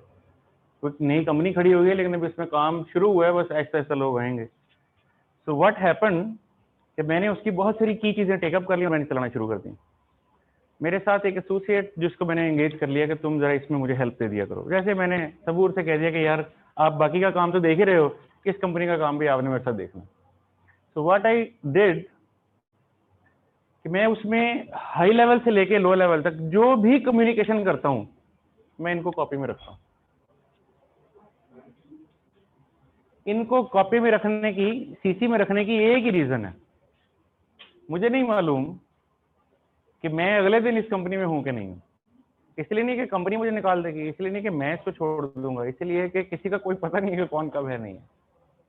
अगर सारा कुछ मैं ही करता जाऊंगा तो जिस दिन मैं डे ऑफ हूंगा, जिस दिन मैं वैसे ही गायब हो जाऊंगा, उससे अगले दिन कंपनी बैठ के खजल हो रही होगी कि ये चीजें कहाँ से निकलेंगी, ये वो ढूंढेगी। अभी एक बंदे को साथ रख लेने का, ये नहीं जस्ट उसको सीसी में रख लेने से मुझे क्या फायदा हो रहा है। एक बंदा तैयार हो रहा है जिसको कल को अगर कोई एडिशनल रिस्पॉन्सिबिलिटी नहीं देनी, डेडिकेटेड भी देनी है, तो मैं कहूँगा भाई सारा कुछ तुझे पता है पहले से ठीक, कल से अब आप इसको बाकायदा देखना शुरू करते हैं कि अगर किसी दिन मैं नहीं हूं तो कंपनी को तंगी नहीं होनी चाहिए। तो वो जो बिजनेस है ना, इट मस्ट नॉट सफर। और हम बहुत बचपन से एक सुनते थे ना, the show must go on, the show must go on, that is the demand of your and my professional capacity. अगर मैं इस बिजनेस ऐसे बैठ जाऊं कि मेरे बगैर ये कारोबार चले ही ना, तो that is the failure I am making creating for this company. क्योंकि जिस दिन मैं नहीं हूं उस दिन ये कंपनी बंद हो गई है ना। So I have become a necessity for this company, so the company should keep paying me, है ना। But actually this is now creating a failure for the company. So ये मुझे बड़ी अच्छी लगी ये बात जो यहाँ पे भी इन्होंने मिस ने डिस्कस की, सक्सेशन प्लानिंग। अगर ये नहीं है तो फिर इसका मतलब है कि कुछ नहीं है। और आप देख लें, आप अपने प्रोफेशन में ऐसी फर्म्स देख लें जो वंस बहुत बड़ी थी, सक्सेशन प्लानिंग ना होने की वजह से अब वो खत्म हो गई। यानी उन्होंने साथ पार्टनर्स नहीं रखे, नए लोग नहीं इंडक्ट किए, यंग लोग नहीं साथ अटैच किए, वो सोल प्रोप्राइटर रहे, वो खुद बहुत ग्रो किए, लेकिन जाहिर है उनकी एज की एक लिमिट है, और फिर उनके बाद कोई नहीं था जो कि उसको संभाल सकता। एंड इन 5-10 ईयर्स वो फर्म खत्म हो गई। खत्म होने से मुराद है कि इतनी खत्म हो गई कि बस है, लेकिन बस क्या है, ना होने के बराबर है। तो ये बड़ी अहम बात है जो कि इसके साथ रहती है। अच्छा जी, हमने अब तक बात कर ली किस किस की? हमने अब तक बात कर ली बीएम की, बीएफडी की, ऑडिट की, रिपोर्टिंग की। अब हमारे पास रह गया है एडवांस टैक्सेशन, ऐसे ही है। ये एक और ऐसे सब्जेक्ट है जिसको फिर टैक्स के किसी गुरु से मशवरा लेना चाहिए, कासिम साहब की तरफ। कासिम साहब माशाल्लाह टैक्स के चैंपियन हैं और बड़े मौके पे आए हैं, इनको टैक्स की आवाज सुनाई दी तो मैंने कहा मेरी जरूरत पड़ गई है। एडवांस टैक्सेशन में वैसी ही बात है जिसका भी पीछे देखिए ना, जब भी हमने बात की, मेरा कोर एरिया क्या था? मेरा कोर एरिया रिपोर्टिंग था। मैंने रिपोर्टिंग की और ऑडिट की एंगेजमेंट करनी है, ये मेरा कोर एरिया है, इसकी मैंने कंसल्टिंग करनी है अगर मुझे करनी है तो। आप जरूरी नहीं है कि सब जॉब करेंगे, आप में से लोग कंसल्टिंग भी करेंगे। तो टैक्स एक दूसरा बड़ा पेन पॉइंट है, वो जो पहले मैंने बात की था ना, सेठ का पेन पॉइंट क्या है? एक उसकी फैक्ट्री में होने वाली वेस्टेज, दूसरा उसने जो ये टैक्स देना है, उसको तो यूं लगता है कि ये टैक्स मेरे से गवर्नमेंट ने डाका मार के ले लिया है, ये ना ही देना पड़े, है ना? लेकिन जाहिर है अगर वो देना भी चाहता है तो ये तो बिल्कुल नहीं चाहता ना कि फालतू में दे दे, उतना ही दे जितना देना चाहिए। तो हो सकता है कि वो आपसे अच्छी टैक्स प्लानिंग एक्सपेक्ट करता है, and that is how advisor come into play. वो उसको बताता है भाई ये काम अगर ऐसे नहीं, अगर आप ऐसे कर लें तो इसमें टैक्स का इंसिडेंस बेहतर हो सकता है, यानी मिनिमाइज हो सकता है। तो ट्रांजैक्शन को कैसे चलाना है, और सिर्फ ट्रांजैक्शन ही क्यों, पूरे बिजनेस में कैसे चलना है इस टैक्सेशन के एनवायरनमेंट में, ये बड़ा कोहेसिवली समझना पड़ेगा। यानी ऑन वन हैंड आप ये चाहते हैं कि मेरी वेस्टेज कंट्रोल हो जाए, ऑन दी अदर हैंड आप चाहते हैं कि तमाम इंटरनेशनल फाइनेंशियल रिपोर्टिंग स्टैंडर्ड भी कंप्लाई विद हो रहे हो, और साथ ही साथ आप चाहते हैं कि टैक्सेशन भी आपकी ठीक चल रही हो। एक एग्जांपल के तौर पे लॉ ये कहता है कि अगर किसी एक एसोसिएटेड कंपनी ने किसी दूसरी एसोसिएटेड कंपनी को पैसे दे दिए तो उन पैसों के ऊपर वो मार्कअप चार्ज करेगी एटलीस्ट उतना जितनी की उसकी अपनी मार्कअप की कॉस्ट है। ऐसे ही ना? तो अगर मेरे पास पैसे हैं और मेरे पास बैंकों की कॉस्ट भी चल रही है 10%, और मैंने अगर पैसा अगर भी किसी एसोसिएट को दे दिया तो उससे 10% मार्कअप चार्ज करूंगा कि नहीं करूंगा? मेरी ही कंपनी है, मैं ही मालिक हूं, यहां भी वहां भी, लेकिन मार्कअप चार्ज करना पड़ेगा। अब जब ये मार्कअप चार्ज होगा तो इधर बनेगा मार्कअप का एक्सपेंस और उधर बनेगी मार्कअप की इनकम, और जैसे ही उधर बनेगी मार्कअप की इनकम उसके ऊपर लगेगा 29% का टैक्स, है ना? खाम में वो उधर जिधर एक्सपेंस बना है उधर पता नहीं एक्सपेंस का फायदा भी हुआ है कि नहीं हुआ, हो सकता है वो पहले ही लॉस में हो, उसको शायद फायदा भी नहीं हो रहा, लेकिन जिधर इनकम बनी है उधर। अब इमेजिन अगर आपने 1 बिलियन इन्वेस्ट कर दिया है तो उस बिलियन के ऊपर 10% का 100 मिलियन का मार्कअप अगर साल में चार्ज कर लिया है तो उस पर 29 मिलियन यानी 2 करोड़ 90 लाख रुपया खाम हुकूमत ले गई है, सिर्फ इसीलिए कि मैंने मेरी ही एक कंपनी से पैसे मेरी ही एक दूसरी कंपनी में डाल दिए हैं, लेकिन कानून के हाथों में मजबूर हूं। क्या इसका कोई बेहतर तरीका हो सकता है कि मैं इस प्रॉब्लम से बाहर आ जाऊं, या इसका टैक्स को किसी तरह कम कर पाऊं लेजिटिमेटली, फ्रॉड करके नहीं, सही तरीके से, कानूनी तरीके से? या कासिम साहब बताएंगे? या कोई समझदार, आप जब ये पढ़ लेंगे सारा कुछ, इससे गुजर जाएंगे, अच्छे लेवल पे इसका नॉलेज हासिल कर लेंगे, तो या आप बताएंगे, आप ही बनेंगे एडवाइजर, आप बताएंगे कि जनाब ये ट्रांजैक्शन कानून के मुताबिक ऐसे भी हो सकती है, इसको ऐसे करें, इस तरह से आपका टैक्स का इंसिडेंस बेहतर हो सकता है, मिटिगेट हो सकता है। For example, it is not about घटाना, टैक्स घटाना, आई एम सॉरी अगर आपको ऐसी फीलिंग मिले, टैक्सेशन इज नॉट अबाउट कि टैक्स को कम करना है, टैक्सेशन इज अबाउट कि टैक्स को ऑप्टिमम करना है, टैक्स को सही करना है। अगर टैक्स घटता नहीं है तो क्या गलत रिटर्न डाली जाऊं? अगर सही टैक्स दे रहा हूं तो गलत रिटर्न डाल के भी पेनल्टियां ठुकवा लूं? नहीं, सही काम करना है, और एक और करके ज्यादा टैक्स दे बैठूंगा, ये भी तो मसला है। लोग दे रहे हैं, मैंने अपने इन गुनाहगार आंखों से देखा है, लोग गलत टैक्स दे रहे हैं, उनके पास लोग नहीं है अच्छे क्वालिफाइड, वो गलत क्यों सर, वो गलत एंट्रियां करके, गलत काम करके, गलत तरीके से काम करके, वो एम खाम में, कानून मांगता ही नहीं है, वो एम खाम में टैक्स लगवा रहे हैं। जी आपने अच्छा हाईलाइट किया कि कुछ ऐसे लॉयर्स हैं, ज्यादातर ऐसे लॉयर्स हैं जो कि ज्यादातर औकात जो है वो रिटर्न के साथ, जिसको कहते हैं ना डंग टपाओ वाला काम रखा होता है। तो जब आपको इत्तेफाक होता है किसी की टैक्स हिस्ट्री उठाने का, खसूसन अगर किसी वकील के हाथ से गुजरी हुई हो, तो आपको काफी कुछ उसमें ठीक करना पड़ जाता है। So that is what you have learned through this subject. Advance taxation के डॉक्टर, ये पीएचडी डॉक्टर हैं, एमबीबीएस में समझ लीजिएगा, डॉक्टर इमरान शहजाद साहब चार्टर्ड अकाउंटेंट भी हैं और पीएचडी भी हैं, एच छोटा, तो इनकी स्पेशलाइजेशन इसी में ही है, टैक्स में ही है, और बिजनेस के रिलेटेड ही हैं, पढ़ाने से भी तवील अरसे से वाबस्ता हैं, टैक्स में अपनी एक खास वजह शोहरत रखते हैं।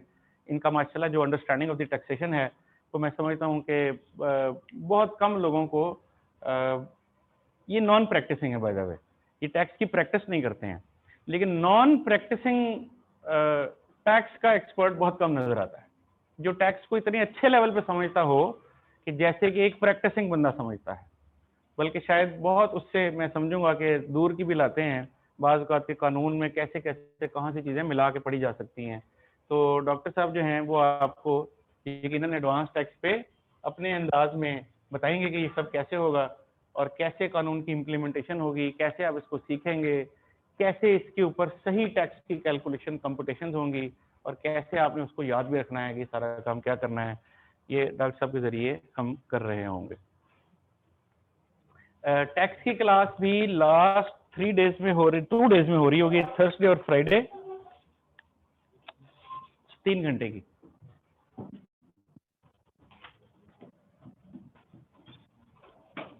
थर्सडे फ्राइडे 3 आवर्स की क्लास होगी, 6:30 से 2:30।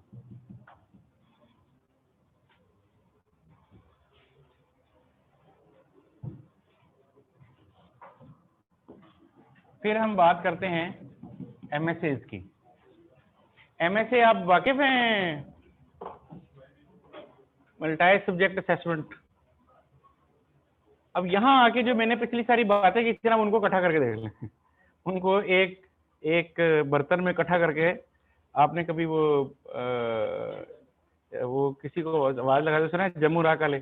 क्या करके देता है वो उसके पास एक बर्तन होता है जिसमें वो जामुन डाल के उसको अच्छी तरह ऐसे करके देता है, तो उसके बाद जो उसका टेस्ट आता है नमक और मिट्टी के साथ, वो अनमैच्ड होता है। मुझे ताज़ा इसलिए याद है कि कल ही वो हमने गुजरते हुए एक जगह बड़े अच्छे जामुन नजर आए। मैंने बेगम को कहा कि ये यही लेने हैं। अच्छा, अभी तो सिर्फ तलवाए थे कि घर जाके खा लेंगे। मैंने उसको आते आते कहा, मैंने कहा आधे जो है ना इसमें से जरा वो भी कर दे। वो करके ले आया। अच्छा, वो करके ले आया जब, तो उसको देख के नहीं पता चल रहा था, वो जो बाकी की आदत है ना जो नहीं करके लाया था उसमें मिट्टी नजर आ रही थी। तो मैंने बड़ी मुश्किल से कायल किया कि टेस्ट इसी में ही है, फिर हमने वैसे ही खाया। ओके, ये जो मल्टी सब्जेक्ट असेसमेंट है, हम आइसोलेशन में पढ़ रहे थे अभी तक सब्जेक्ट। हम देखते थे कि फाइनेंशियल रिपोर्टिंग ये रूल ऐसे कहती है तो बस ये ऐसे कहती है, पेपर में ये करो। हम कहते थे कि ये ऑडिट में एक रूल ऐसे कहता है तो बस इसको ऐसे करो, है ना। हम कॉर्पोरेट लॉ में एक कानून पढ़ते थे और फिर कहते थे इस कानून को इंप्लीमेंट कर दो, कैसे? ऐसे करो। लेकिन दुनिया में जो कारोबार हो रहा होता है वो इन सारी चीजों से बेयक वक्त नबर्द आजमा हो रहा होता है, बेयक वक्त लड़ रहा होता है। जैसे अभी थोड़ी देर पहले मैं आपको कह रहा था कि मेरे सामने मेरी कॉस्टिंग के मसाइल भी हैं, उन्हीं के अंदर मेरे कवानीन के मसाइल भी हैं, मैंने कॉर्पोरेट लॉ को भी कंप्लाई करना है उन्हीं के अंदर। यानी ना सिर्फ ये कि मुझे कॉस्टिंग का एक ऐसा मैकेनिज्म बनाना है कि मैं सही जॉब कॉस्टिंग कर सकूं, साथ ही साथ कल को मैंने अपना कॉस्ट ऑडिट भी कराना है, तो वो जो कॉस्ट ऑडिट के लॉज हैं मैं उसको कंप्लाई भी कर रहा हूं। अब एक तरफ मुझे कॉस्टिंग करनी है, दूसरी तरफ मुझे लॉ को कंप्लाई करना है, और फिर इन्हीं के अंदर से एंड पे मेरी टैक्सेशन भी निकलनी है, मुझे उसको भी साथ ही लेके चलना है, और फिर इन्हीं में से ही मैंने फाइनेंशियल स्टेटमेंट भी प्रोड्यूस कर देनी है, तो मैंने IFRS को भी साथ लेके चलना है। लेकिन अब मेरे लिए ऐसा नहीं हो सकता कि मैं आइसोलेशन में एक सब्जेक्ट को पढ़ लूं और कहूं दूसरा फिलहाल भूल जाओ। तो शुरू में तो ICAP ने चाहा कि आप एक एक करके सीख लें, पहले आप ऑडिट अलहदा सीख लें, टैक्स अलहदा सीख लें, है ना, BFD अलहदा सीख लें, रिपोर्टिंग अलहदा सीख लें। अब आके वो आपको कहता है कि अगर ये इकट्ठे होके आ जाए तो कैसे करोगे। तो ये मल्टी सब्जेक्ट असेसमेंट का पर्पस यही है कि वो रियल लाइफ बिजनेस सिनेरियो पेश कर दिया जाए कि भाई एक कंपनी है उसमें ये हो गया है, अब उसके अंदर से आपने एक मसले का हल बताना है या उसके अंदर से आपने मसले बताने हैं, considering everything in your mind. अब रियल लाइफ में तो कंसीडरिंग एवरीथिंग होता है, यहाँ उसने जरा सिलेबस की गाइडलाइन दे दी है, कंसीडरिंग द सिलेबस। यानी जिस तरह मल्टी सब्जेक्ट असेसमेंट है तो ये ब्रॉडली ऑडिट और रिपोर्टिंग इन दो चीजों को बुनियाद बनाता है ब्रॉडली। यानी अब जब आप इसके अंदर से कोई बात बयान करेंगे तो आपके जहन में ऑडिटिंग के स्टैंडर्ड भी चलने चाहिए और आपके जहन में रिपोर्टिंग के स्टैंडर्ड भी चलने चाहिए। दोनों को बैक वक्त सामने रख के आपने बताना है इसमें मसला क्या है, ये इसका हल क्या है, राइट। तो इसीलिए अभी इससे पहले हमने जब बात की थी कि ये प्री रेक्विजिट भी हैं, ये दोनों पेपर आपके पास होने लाजमी हैं, फिर ही आपके लिए MSA 1 का पेपर खुलेगा, अब आए इस पेपर को आप अटेम्प्ट कर सकते हैं। तो ये पेपर मैं खुद पढ़ाता हूँ, फाइनेंशियल रिपोर्टिंग और चार्टर्ड अकाउंटेंसी मेरे लिए भी ऐसे ही एक तवील अरसे से एक कहते हैं दस्त की स्याही है, काले वाली नहीं काली वाली स्याही नहीं, स्याहत वाली स्याही। तो ये जो स्याही है इसमें भी यही सीखा है प्रैक्टिकली काम करके, खास तौर पे कि जब ये मसाइल आते हैं तो इन सारों को इकट्ठा कैसे देखना होता है। और इसमें हमारे पास जो स्टडी मटेरियल है वो भी बहुत ही कमाल है, एक्सीलेंट स्टडी मटेरियल अवेलेबल है। यानी क्योंकि ये केस स्टडी रेलेवेंट होता है, इसमें आपको पूरा एक सिनेरियो बना के दिया जाएगा, और इस पेपर का टाइम भी बाय द वे ज़्यादा होता है। आम पेपर 3 घंटे का होता है, ये 3.5 घंटे का होता है, ठीक है। इसमें टाइम भी ज़्यादा दिया जाता है आपको, पढ़ने के लिए नहीं, हल करने के लिए, रीडिंग टाइम नहीं है। 3.5 घंटे इसका अटेम्प्ट करने का टाइम है, और 15 मिनट इसका जो प्लानिंग का टाइम भी होता है। ये जो मैंने डेलिबरेटली लफ्ज़ बदले हैं, ये जो रीडिंग टाइम है ना 15 मिनट, ये दरअसल प्लानिंग टाइम है, ये रीडिंग टाइम नहीं है। क्योंकि 15 मिनट में आप पेपर रीड नहीं कर सकते, मुमकिन ही नहीं है ना। रीड कर, वो रीडिंग टाइम को कहना ही चाहिए प्लानिंग टाइम। इस 15 मिनट में बैठ के आपने प्लानिंग करनी है कि कौन सा सवाल करना है, पहले क्या करना है, बाद में क्या करना है। बस ये प्लानिंग आपके लिए काफ़ी है, उसके बाद पेपर शुरू हो जाएगा। ज़्यादा से ज़्यादा अगर इस प्लानिंग में आपने टाइम बचा लिया, आपने 10 मिनट में प्लानिंग कर ली, तो 5 मिनट बच गए। तो इस 5 मिनट में आप किसी एक आध सवाल को ज़रा तसल्ली से पढ़ना शुरू हो जाएंगे, क्योंकि सवाल पढ़ने में भी तो 5 मिनट लग जाते हैं। आप अब तक माशाल्लाह इतने पेपर दे के आए हैं, आपको मालूम है कि एक अच्छा हैंडसम बड़ा सारा सवाल उठा लें तो 5-10 मिनट तो हम सवाल ही पढ़ते रहते हैं या सवाल पढ़ते रहते हैं या अपनी तकदीर पढ़ना शुरू हो जाते हैं कि बनेगा और मेरे नाल, ठीक है। और फिर उसके बाद हम अगला सवाल पढ़ना शुरू हो जाते हैं कि ऐ नहीं आंसर, चलो अगला तो आएगा ना। सवाल खैर नहीं पढ़ना चाहिए, सवाल नहीं पढ़ना चाहिए सवाल की रिक्वायरमेंट पढ़नी चाहिए। नीचे आ गया ना, सवाल की रिक्वायरमेंट पढ़नी चाहिए, पूछ के रहा है, फिर सवाल पढ़ना चाहिए, फिर आपको समझ आने लग जाता है कि सवाल में क्या पढ़ना है। क्योंकि जब आपके ज़हन में रिक्वायरमेंट होती है तो आपके ज़हन में सवाल की तरतीब खुद बैठना शुरू हो जाती है कि अच्छा ये मांगा है, तो ये जवाब देने के लिए मुझे इस बात को उधर ले जाना होगा, इसको उधर ले जाना होगा, फिर काम शुरू हो जाता है। खैर, इसके ऊपर हमारा जो प्राइमरीली जो स्टडी सोर्सेज हैं, हम इसमें 2 इस्तेमाल करते हैं। एक ICAP की अपनी वर्कबुक है और एक ICAW की जो वर्कबुक है। ये बुनियादी तौर पे 2 वर्कबुक्स इस्तेमाल की जाती हैं, यानी मैं इन 2 वर्कबुक्स को इस्तेमाल करता हूँ, जिसमें ICAP की वर्कबुक भी बेसिकली तो इमाइल वुल्फ की है, तो वो भी फॉरेन ऑथर्ड ही है, जो कि फिर पाकिस्तान में पाकिस्तानी सिलेबस के मुताबिक एडजस्ट की गई है, चेंज की गई है। तो बुनियादी तौर पे ये भी हमें तो बाहर से ही मटेरियल मिला है, और ये भी हमारे पास इसी तरह एक फॉरेन मटेरियल का सोर्स है, और दोनों में बहुत एक किस्म की केस स्टडीज मौजूद है। If you have gone through these, ये पेपर सवाल ही नहीं पैदा होता कि आपको मतलब गिरा दे या पछाड़ दे, आप आराम से कवर करने लायक हो जाते हैं।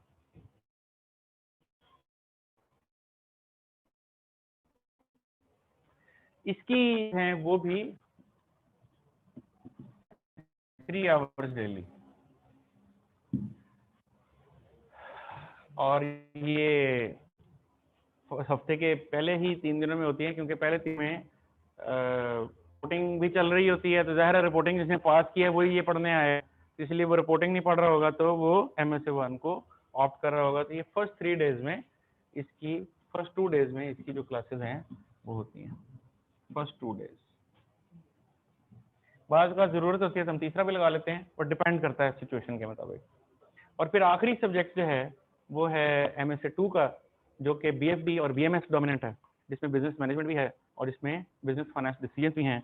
और अगेन वो भी मल्टी सब्जेक्ट असेसमेंट है, वो भी आपके सामने एक चैलेंज फेंकेगा जिसमें एक बिजनेस प्रॉब्लम है, और उस प्रॉब्लम में ना सिर्फ BFD की, मैनेजमेंट अकाउंटिंग की, पोर्टफोलियोज की, इन्वेस्टमेंट्स की कोई चैलेंज आपके सामने आ रही होगी, बल्कि वो कपल हो रही होगी किसी ना किसी लॉ के साथ, किसी ना किसी बिजनेस केस के साथ। इसके अंदर ना थोड़ा सा टैक्स का एलिमेंट भी शामिल होता है। सॉरी, मैं अगर इधर आ जाता हूँ, इसके अंदर बीएफडी है, इसके अंदर मैनेजमेंट है यानी बीएमएस, और इसके अंदर टैक्स भी है। तो 10-15 नंबर का इसके अंदर टैक्स का पार्ट भी है। ऑल दो के टैक्स का paper is not a pre requisite, यानी अगर आपने टैक्स का पेपर नहीं भी अटेम्प्ट किया तो आप फिर भी ये पेपर कर सकते हैं, बशर्ते कि ये दो पेपर आपके पास है, बीएमएस और बीएफडी। जी जी जी जी, गवर्नेंस भी है।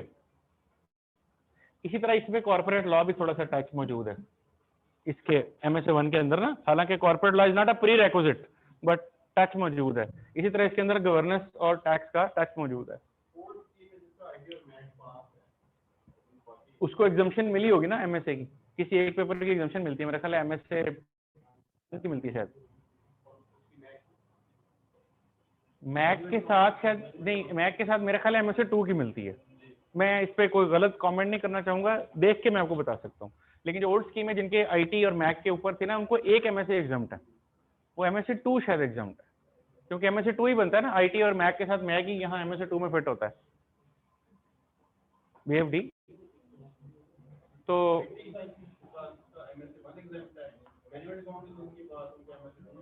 मेरे ज़हन में भी ऐसी बात ही आ रही है, बट इसको आप एक दफा इमरान साहब के साथ डबल चेक कर लीजिएगा, ठीक है। तो ये जो 10-15 नंबर जैसा इसका वेटेज है, इसी तरह इसका भी यहाँ को 10-1 नंबर जैसा वेटेज है। इसकी रिक्वायरमेंट नहीं है कि ये पास ही हो तो आप देंगे, आपके 2-2 पेपर पास होना लाजमी है। ये 2 पेपर हो तो MSA 2, और वो जो 2 पेपर पहले बात हुई थी तो MSA 1 के लिए। और ये MSA 2 समी साहब की बात हुई थी इससे पहले, जो BFD पढ़ाते हैं वही इस सब्जेक्ट को लीड करते हैं। जहाँ पे हमें टैक्स में या गवर्नेंस में ज़रूरत पड़ती है तो फिर हम कहीं आमिर साहब को भी खींच लेते हैं, कहीं डॉक्टर साहब को भी खींच लेते हैं, और उनको मिला के अगर कहीं ज़रूरत पड़े तो उसका भी फ्लेवर ऐड कर लेते हैं। इसी तरह से जिस तरह MSA 1 में कुछ जगहों पे हमें ज़रूरत पड़े तो फिर हम नौशरवान ख्वाजा साहब को भी पकड़ लाते हैं, और उसमें ऑडिट का एक फ्लेवर भी मज़ीद करने के लिए। मैंने लास्ट टाइम तो बल्कि ऐसे भी किया था कि जो एक क्रैश कोर्स हुआ था वो मैंने तमाम लोगों को करवाया था नौशरवान साहब से, सो दैट कि उनको वैसे ही सारा रिवाइज हो जाए एक दफ़ा। केस स्टडी तो कर ली है बट एक जनरल रिवीजन भी हो जाए, तो उस तरह का काम भी हम कर लिया करते हैं। तो ये 6 पेपर हैं, और इनमें से अब जो आपके कॉम्बोज बनते हैं, जो आपके जहन में बनती है बात, आपका कोई सवाल है तो बताइए, ताकि उसके अकॉर्डिंगली हम बात को कंक्लूड कर सकें। जी, ऑडिट का पेपर रिपोर्टिंग से पहले अगर आप पढ़ें, ज़्यादा डिफिकल्ट होगा, इसके बारे में कंफ्यूजन है। आप पहले से मुराद क्या है, यानी आपकी अटेम्प्ट 1.5-2 साल के बाद है, तो आप पहले 6 महीने में कहते हैं लेट से मैं ऑडिट पढ़ लेता हूँ और अगले 6 महीने में रिपोर्टिंग पढ़ लेता हूँ, लाइक दैट, कोई हर्ज नहीं है। क्योंकि ये जो हर्ज था ना, ये कैफ लेवल पे था। अब आप कैफ लेवल तक की रिपोर्टिंग पास कर चुके हैं, तो ना सिर्फ आपको कंसोलिडेशन का पता है ना, आपको पीछे इवन आप फाइनेंशियल इंस्ट्रूमेंट का इंट्रोडक्शन ले चुके हैं कैफ लेवल पे, तो अब आपके पास एक रीजनेबल फाइनेंशियल रिपोर्टिंग का नॉलेज मौजूद है। जब अगर आप ऑडिट पढ़ते हैं तो आपको कोई मसला नहीं है। ये उस बच्चे को मैं कह सकता हूँ कि एक बच्चा कैफ में है और उसने कैफ 7 नहीं पढ़ा, कैफ 5 नहीं पढ़ा, मैं कहूँगा ऑडिट ना पढ़िए, अभी पहले ये अकाउंटिंग पढ़ लो ताकि तुम्हारा विजन थोड़ा सा जरा ब्रॉड हो जाए, फिर तुम ऑडिट की तरफ आओ। जी, क्लैश अगर आ जाए किसी का क्लास में तो उसके लिए हमारे पास 2 मॉडल हैं जिसमें हम अपनी क्लासेस कंडक्ट करते हैं। एक ऐसे ही फिजिकल कैंपस में, और एक दूसरा हाइब्रिड मॉडल है जिसमें के रिकॉर्डेड मॉडल में क्लासेस, यही वाली क्लास जैसे इस वक्त ये रिकॉर्ड हो रहा है, ये जो कुछ भी इस वक्त हो रहा है ये रिकॉर्ड हो रहा है, ठीक है। यही रिकॉर्डिंग जो है वो मुहैया कर दी जाती है, और फिर वो बच्चा जिसने इस रिकॉर्डिंग को लिया है, अच्छा इस रिकॉर्डिंग का एडवांटेज क्या होता है कि ये इंटरेक्टिव रिकॉर्डिंग होती है, यानी ये ऐसे नहीं है कि स्टूडियो में बैठ के मैंने एक लेक्चर बस दे दिया, जैसे मुजाहिद इशाई साहब के देखे हो आपने कभी, वो PTV या वो वर्चुअल टेलीविजन है ना, वर्चुअल यूनिवर्सिटी के मुजाहिद इशाई साहब माशाल्लाह बड़े सीनियर और बहुत ज़बरदस्त चार्टर्ड अकाउंटेंट हैं। और मेरा कहने का मकसद उनको कोई वो करना ही, कहने का मतलब है कि वो अंदाज बदल जाता है ना, कि वो अपनी सीट पे बैठ गए हैं, स्टूडियो में बैठ गए हैं और उन्होंने बताना शुरू कर दिया और ख़त्म हो गई बात। तो यहाँ जब आप फिजिकली क्लास में खड़े होते हैं तो आप, जिस तरह आपका सवाल है, मैं आपके नज़दीक इसलिए आया कि आप मेरी रिकॉर्डिंग में आपका सवाल है, ठीक है, और वो सवाल भी रिकॉर्डिंग लेने वाला सवाल भी सुन रहा है ऐसे ही जैसे आप सुन रहे हैं, जैसे आप सुन रहे हैं, तो फिर वो ये कर सकता है कि जिसका क्लैश हो वो उस क्लैश को किसी रिकॉर्डिंग के थ्रू कवर कर ले। जी, अकाउंटिंग और टैक्स का कॉम्बिनेशन कैसा रहेगा? बहुत जबरदस्त रहेगा, लेकिन किस मकसद के लिए? अच्छा, फर्स्ट टाइम के लिए नहीं, मैंने कहा चार्टर्ड अकाउंटेंट का अंदर अकाउंटिंग और टैक्सेशन दोनों मौजूद होते हैं ना, तो वो तो बड़ा लीथल कॉम्बिनेशन है। अच्छा जी, पहली अटेम्प्ट में आपको अकाउंटिंग और टैक्स देने में कोई बुराई नहीं है, कोई बुराई नहीं है। बस मैं सिर्फ इसमें एडिशन इस चीज का करता हूँ कि अपना एमएसए जरूर जेन में टारगेट रखें। अब आपने अकाउंटिंग के साथ टैक्स डाला है तो दूसरा पेपर, तीसरा पेपर कौन सा है? वो तीसरा पेपर, तीसरा पेपर कोई भी नहीं है। 3 पेपरों से कम तो आपने सोचना ही नहीं है कि पेपर देने। आपकी अटेम्प्ट 6 महीने बाद है या 1.5 साल के बाद है, 3 से कम पेपर नहीं टारगेट करने आपने जी। इवेंचुअली 6 महीने रह जाने हैं भाई, जिसने 1.5 साल बाद देने हैं उसके भी तो एंड में 6 महीने रह जाने हैं। तो आपने 3 ही पेपर टारगेट करने हैं, 3 पेपर टारगेट करने हैं, अनलेस कि आपकी कोई ऐसी डोमेस्टिक मजबूरियां हैं, आपकी 2 बेगमें हैं, 4 बच्चे हैं, अम्मी अब्बू हैं, वापसी पे दही भी लेके जाना है। अगर तो ये इतने सारे मसाइल हैं तो फिर मैं कहूँगा चलो तुसी हम देख लो किन्ने के कर सकते हो।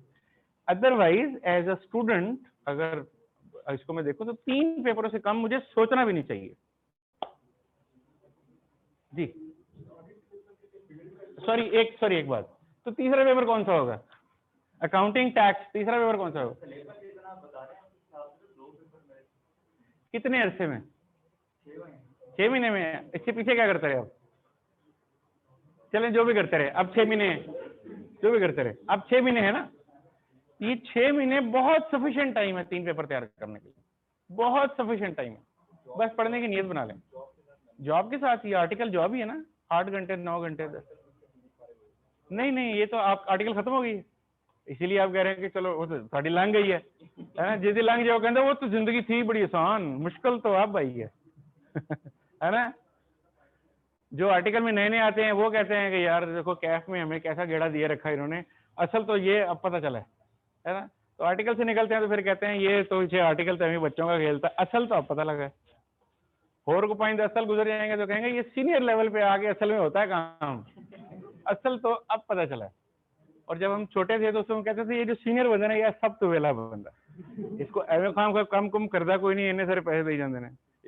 आप ऑडिट में कभी गए हो, आपको इश्तियाक हुआ हो सबसे सीनियर जो टारगेट उसकी कितनी तनख्वाह है, बोला चेक कर जरा ये कितने पैसे में है ना चेक करते हैं, फिर उसके बाद कहते होंगे इन्हों आधा कख नहीं है, इन्हें पैसे कम नहीं दी जा रही है। दरअसल ये जिंदगी के फेजेस हैं, तो आप सही कह रहे हैं, जॉब के साथ मुश्किल हो जाता है, लेकिन मुश्किल करेंगे तो फिर निकलेगा ना, इससे आसानी से तो नहीं निकलने लगा। तो इसलिए मेरा ख्याल में तीसरा पेपर सिलेक्ट करें। आपने कहा रिपोर्टिंग के साथ टैक्स, तो मैं आपको रिकमेंड करूंगा तीसरा पेपर ऑडिट का ऐड करें, ताकि आपका रिपोर्टिंग और ऑडिट आपके एमएससी को एलिजिबल करे, ठीक है ना। और टैक्स जाहिर है एक नॉलेज है, ले लिया पेपर पास कर लिया जी।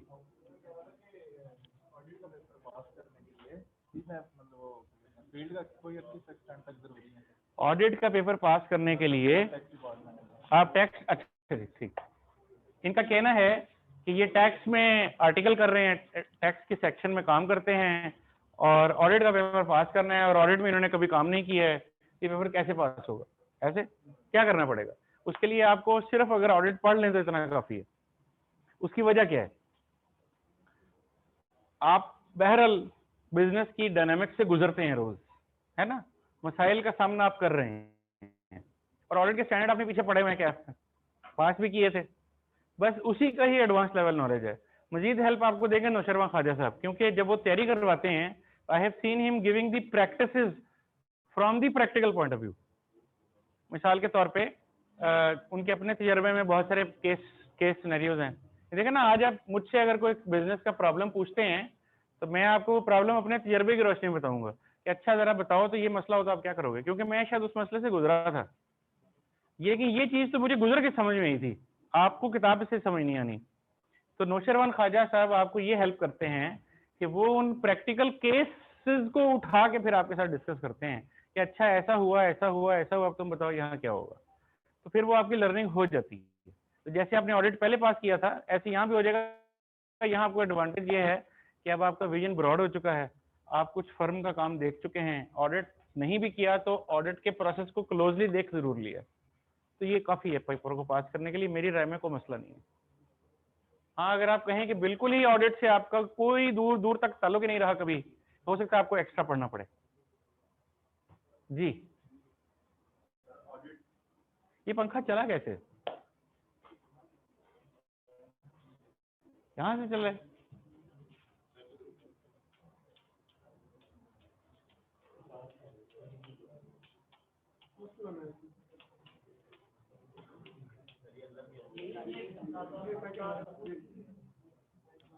Very good. ऑडिट लॉ और MSA2 पेपर पास कौन से? ओके, तो अब आप ऑडिट लॉ और MSA2 एलिजिबल है आपका, यानी पेपर दिया हुआ हो जाएगा। तो ऑडिट लॉ और MSA2 लुक्स गुड, कोई इतना मसला नहीं है। सिर्फ एक काम कीजिएगा, आई कैप की डेट शीट उठा के देखिएगा कि डेट शीट में कोई अजीब सी डेट शीट तो नहीं निकल रही है आपकी, कि यानी एक में 3 दिन छुट्टियां हैं और एक में अगले ही दिन पेपर है। मतलब अगर आपको बस चॉइस है थोड़ा उसको बैलेंस करने की तो डेट शीट देख लीजिएगा। आपके और भी पेपर रहते हैं?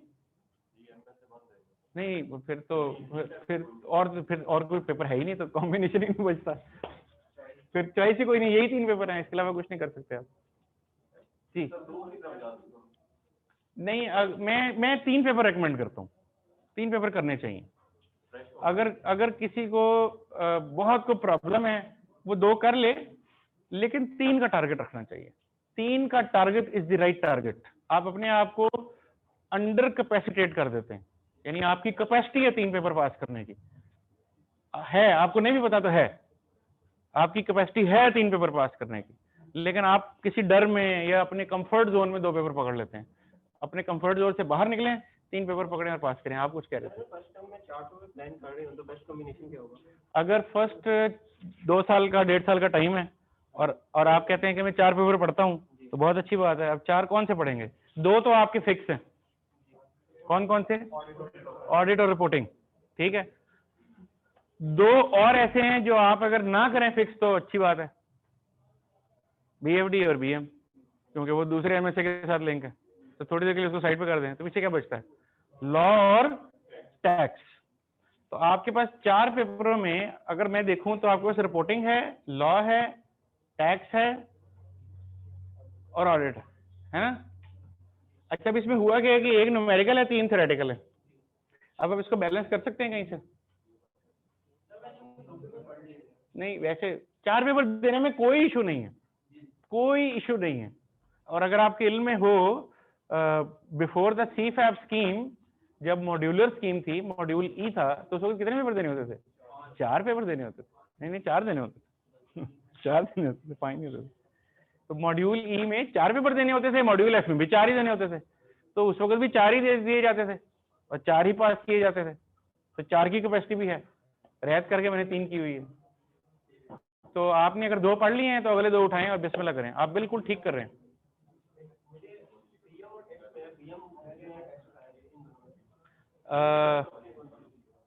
BM फिर ले लें, BM ले लें। उसमें ये फायदा हो सकता है ना कि BM आप पास कर लेते हैं तो अगली अटेम्प्ट में आप MSA1 के साथ BFD कर लेते हैं, तो आपका BM पहले पास है और MSA1 के साथ आपका BFD भी पास होता है, तो अगली में आप MSA2 के लिए एलिजिबल हुए खड़े हैं, तो फिर यहाँ BM जोड़ लें।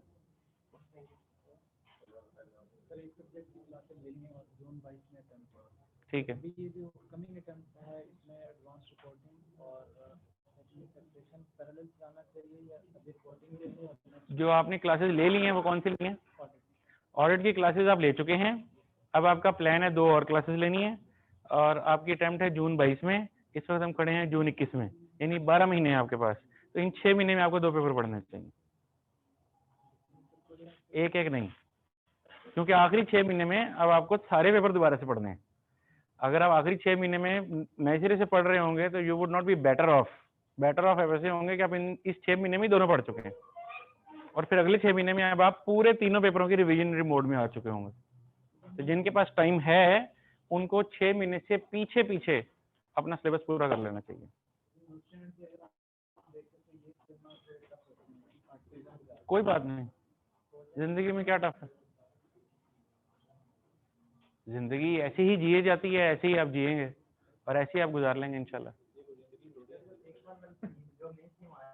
जी, अभी तक उसकी अप्रूवल ही नहीं हुई। अभी उसकी अप्रूवल होगी, अप्रूवल होने के बाद उसका ट्रांजिशन टाइम दिया जाएगा। पुरानी स्कीम के लोगों को नई स्कीम में लाने का एक दरमियान में ग्रेस पीरियड दिया जाएगा। तो और जब ये अप्रूव होगी तो यूं समझ लें कि उसके बाद तकरीबन 6 महीने या 1 साल लग जाएगा इसको इम्प्लीमेंट होते होते। तो आज तो अप्रूवल ही नहीं हुआ। आज अगर अप्रूवल हो गई होती तो मैं आपको कहता 6 महीने साल ठहर जाए, अभी ये नहीं आ रही, तो अभी तो अप्रूवल भी नहीं हुई। तो आप आराम से 1 साल का ज़हन में रखें, और 1 साल भी ना रखें, इससे ज्यादा रखें। उसकी वजह यह है कि 9/11 होने जा रहा है, ICAP का इलेक्शन है 9/11 को तो ICAP का इलेक्शन होगा, नए ऑफिस बेरर आएंगे, नए प्रेसिडेंट, नए वाइस प्रेसिडेंट, नई टीम, जो नई काउंसिल आएगी वो काउंसिल अब इस पे फैसला साजी करेगी।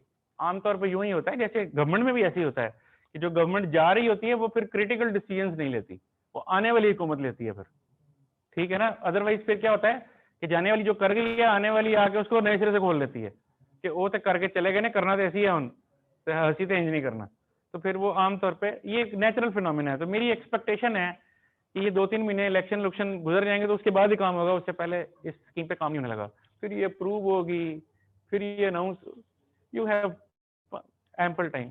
आप अपनी पढ़ाई पे जारी रखें तो जी। 6 माह में 3 सब्जेक्ट अगर लेना चाहें तो वो कैसे मैनेज होगी? फिर 2-2 3-3 दिन जो सब तीनों ही क्लास होती है, तो जी, कैसे मैनेज होगी? उसके लिए एक्स्ट्रा पढ़ना पड़ेगा। एक क्लासेस लेने के लिए क्लासेस लेने के लिए आपको क्लासेस लेनी पड़ेंगी, यानी मैं उसमें सर जस्ट 3 दिन क्लास हो रही 3 दिन आपने मसलन कॉर्पोरेट लॉ की क्लास ले ली, 3 दिन आपने रिपोर्टिंग की क्लास ले ली, ठीक है। अब अभी थर्ड क्लास है, उसके साथ टाइम उन्होंने मैनेज किया होता है कि लाइक ये इस वक्त क्लास हो रही है, वो खत्म होगी टाइम। जी ऐसे ही है, बिल्कुल ऐसे ही है, बिल्कुल ऐसे ही है।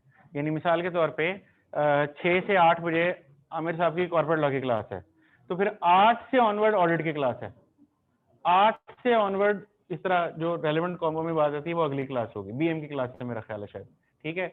इसी तरह तीसरे दिन आमिर साहब ने कहा कि मैं 3 घंटे लेनी है, तो उस टाइम पे पैरेलल में ऑडिट की क्लास नहीं है। तो ये सारी चीजों का ध्यान रखा गया है। फिर भी अगर आपका किसी कॉम्बो में क्लैश बन जाता है, कोई ऐसा आपने कॉम्बो रख लिया जो कि जरा हटके है, तो उसमें क्लैश आ सकता है। ऐसी सूरत हाल में फिर यही है कि फिर आप उसमें से जो कंपैरेटिवली कम आवर्स लेने वाला सब्जेक्ट है उसको हाइब्रिड में ले जाएं और दूसरे को फिजिकल में ले लें। आपके टाइम में 1 साल है अभी। मैं देना चाह रहा हूँ ऑडिट, रिपोर्टिंग और साथ ही 6 माह में 6 माह में तीनों पढ़ ऑडिट, रिपोर्टिंग एंड BM। 6 माह में मुझे तीनों पढ़ लेनी चाहिए। ऑडिट, रिपोर्टिंग भी, हाँ बिल्कुल पढ़ लेना चाहिए। ये सर ऐसे करना चाहिए, 2 अभी पढ़ूँ, एक अगले मेरे ख्याल में अभी पढ़ लें, ये 6 महीने मुश्किल से गुजार लें, अगले 6 महीने आपकी तैयारी अच्छी हो जाएगी। मैंने बात की थी, लेकिन बिना पे जो बाहर काउंटर पे उन्होंने मना किया था गेट से कि नहीं अब लोग इधर 3 अगर तो आपके 3 पेपर देने हैं, आप पक्के हैं, तो फिर 3 आपको अभी शुरू कर लेने चाहिए। क्योंकि फिर ये मैं इसलिए कह रहा हूँ कि ये 6 महीने आप थोड़ी सी एक्स्ट्रा एफर्ट से गुजार लेंगे तो अगले 6 महीने में आपके पास लेवरेज होगा कि आप अच्छी तैयारी करके तीनों पेपर को पास कर सकें। अदरवाइज अगर आप अगले 6 महीने में एक पेपर उस वक्त पढ़ रहे होंगे और अगर पीछे से कोई बैलेंस ब्रॉड फॉरवर्ड आ गया तो प्रॉब्लम पैदा हो सकता है। अगर आप इतने डिसिप्लिन्ड हैं कि आप इस दफा जब 2 सब्जेक्ट पढ़ेंगे तो उन 2 को बहुत अच्छे से अभी कवर कर लेंगे, तो फिर आप एक पेपर को आगे छोड़ दें और BM का रखिएगा। ये अब आपने तय करना है कि आप कितने डिसिप्लिन हैं। ओके जी। एज अ जनरल रिकमेंडेशन उनको इंडक्शन के बाद क्लासेस लेनी चाहिए। अलबत्ता वो अगर देखते हैं कि उनकी इंडक्शन फॉर एग्जांपल कहीं पे प्लान हो रही है या हुआ ही चाहती है तो फिर एक अलग बात है। लेकिन अगर खुदा ना खास्ता वो ये समझते हैं कि उनकी इंडक्शन में 6 महीने बाकी हैं अभी, खुदा ना खास्ता, तो फिर इंडक्शन का वेट कर लेना मुनासिब है। लेकिन अगर हुआ ही चाहता है तो फिर आप शुरू कर लीजिए। देखिए वो तो अपने शौक की बात है ना, कि मैं कहता हूँ यार फ्री रहने से बेहतर है चलो कुछ ज्ञान हासिल हो रहा है, बैठ जाओ किसी क्लास में जाके। हाँ हो सकता है, क्यों नहीं, 6 पेपर देने की इजाजत है इकट्ठे। तो चलें 5 हैं, लेकिन कहने का मतलब है ये अब अपने शौक की बात है कि आप कहते हैं चलो यार मैं कुछ पढ़ना शुरू करूं, वेले बैठने से बेहतर है तो जरूर पढ़ लें। देखिए ये पता नहीं होता ना कि इंडक्शन कहाँ होने जा रही है। नहीं, मिसाल मैं जस्ट एक एग्जांपल के तौर पर देता हूँ कि आपकी ये ख्वाहिश है कि आप यासिर साहब के साथ यहाँ सामने बैठ के क्लास पढ़ें और आपकी इंडक्शन हो जाती है इस्लामाबाद में, आप यहाँ सामने बैठ के कैसे पढ़ेंगे? तो आपको जरा क्लैरिटी आ जाएगी कि यार मैंने हाइब्रिड में जाना है, रिकॉर्डेड में जाना है। लेकिन आप सोचते हैं यार इंडक्शन जिससे भी होएगी, फिलहाल तो इधर ज्वाइन करते हैं, पढ़ना शुरू करते हैं, जो होएगी तो बदल लवांगे, आप भी शुरू कर लें। अब ये अडेप्टेबिलिटी पे है, कुछ लोग कर लेते हैं कुछ नहीं करते हैं। तो जो एक जनरल गाइडलाइन होती है ना, वो कहता है कि यार जरा इंडक्शन कर लो तो फिर देखना। उसका भी को पता है कि उसने बाहर नहीं निकल जाना। जी यूजुअली ऐसा ही होता है, आप ठीक कह रहे हैं। लेकिन मैंने कहा ना ये हर बंदा अपने हिसाब से देखता है। एज ए जनरल ये कहा जाता है कि यार इंडक्शन होने के बाद शुरू करें। बच्चा जरा सीरियस भी हो जाता है पढ़ने पे, उससे पहले वो कहता है अभी तो मेरी इंडक्शन भी नहीं हुई, जो पढ़ा रहे हैं बस ठीक है पढ़ लिया, तो ऐसे जरा सीरियसनेस कम होती है। जी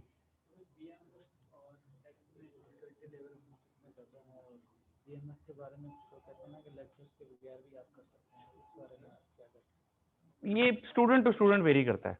आप हो सकता है कितने जिसे मैं कहता है सेल्फ डिसिप्लिन है कि आप समझते हैं कि मैं बीएम को एक्स्ट्रा गाइडलाइन किसी से मदद लेके, ऑफिस में किसी से पूछ के, मैं खुद टाइम लगा के कर सकता हूँ, तो शायद आप कर लेंगे। लेकिन क्या मेजॉरिटी इसको इस तरह कर लेगी? जनरली नहीं। तो फिर इसलिए हम रेकमेंड करते हैं कि नहीं तुम इसको कर लो। शुरू करें? बाहर आपका इंतजार हो रहा है और आपके लिए लाइव कुछ लाइव इंतजाम है, कुछ गर्मा गर्म।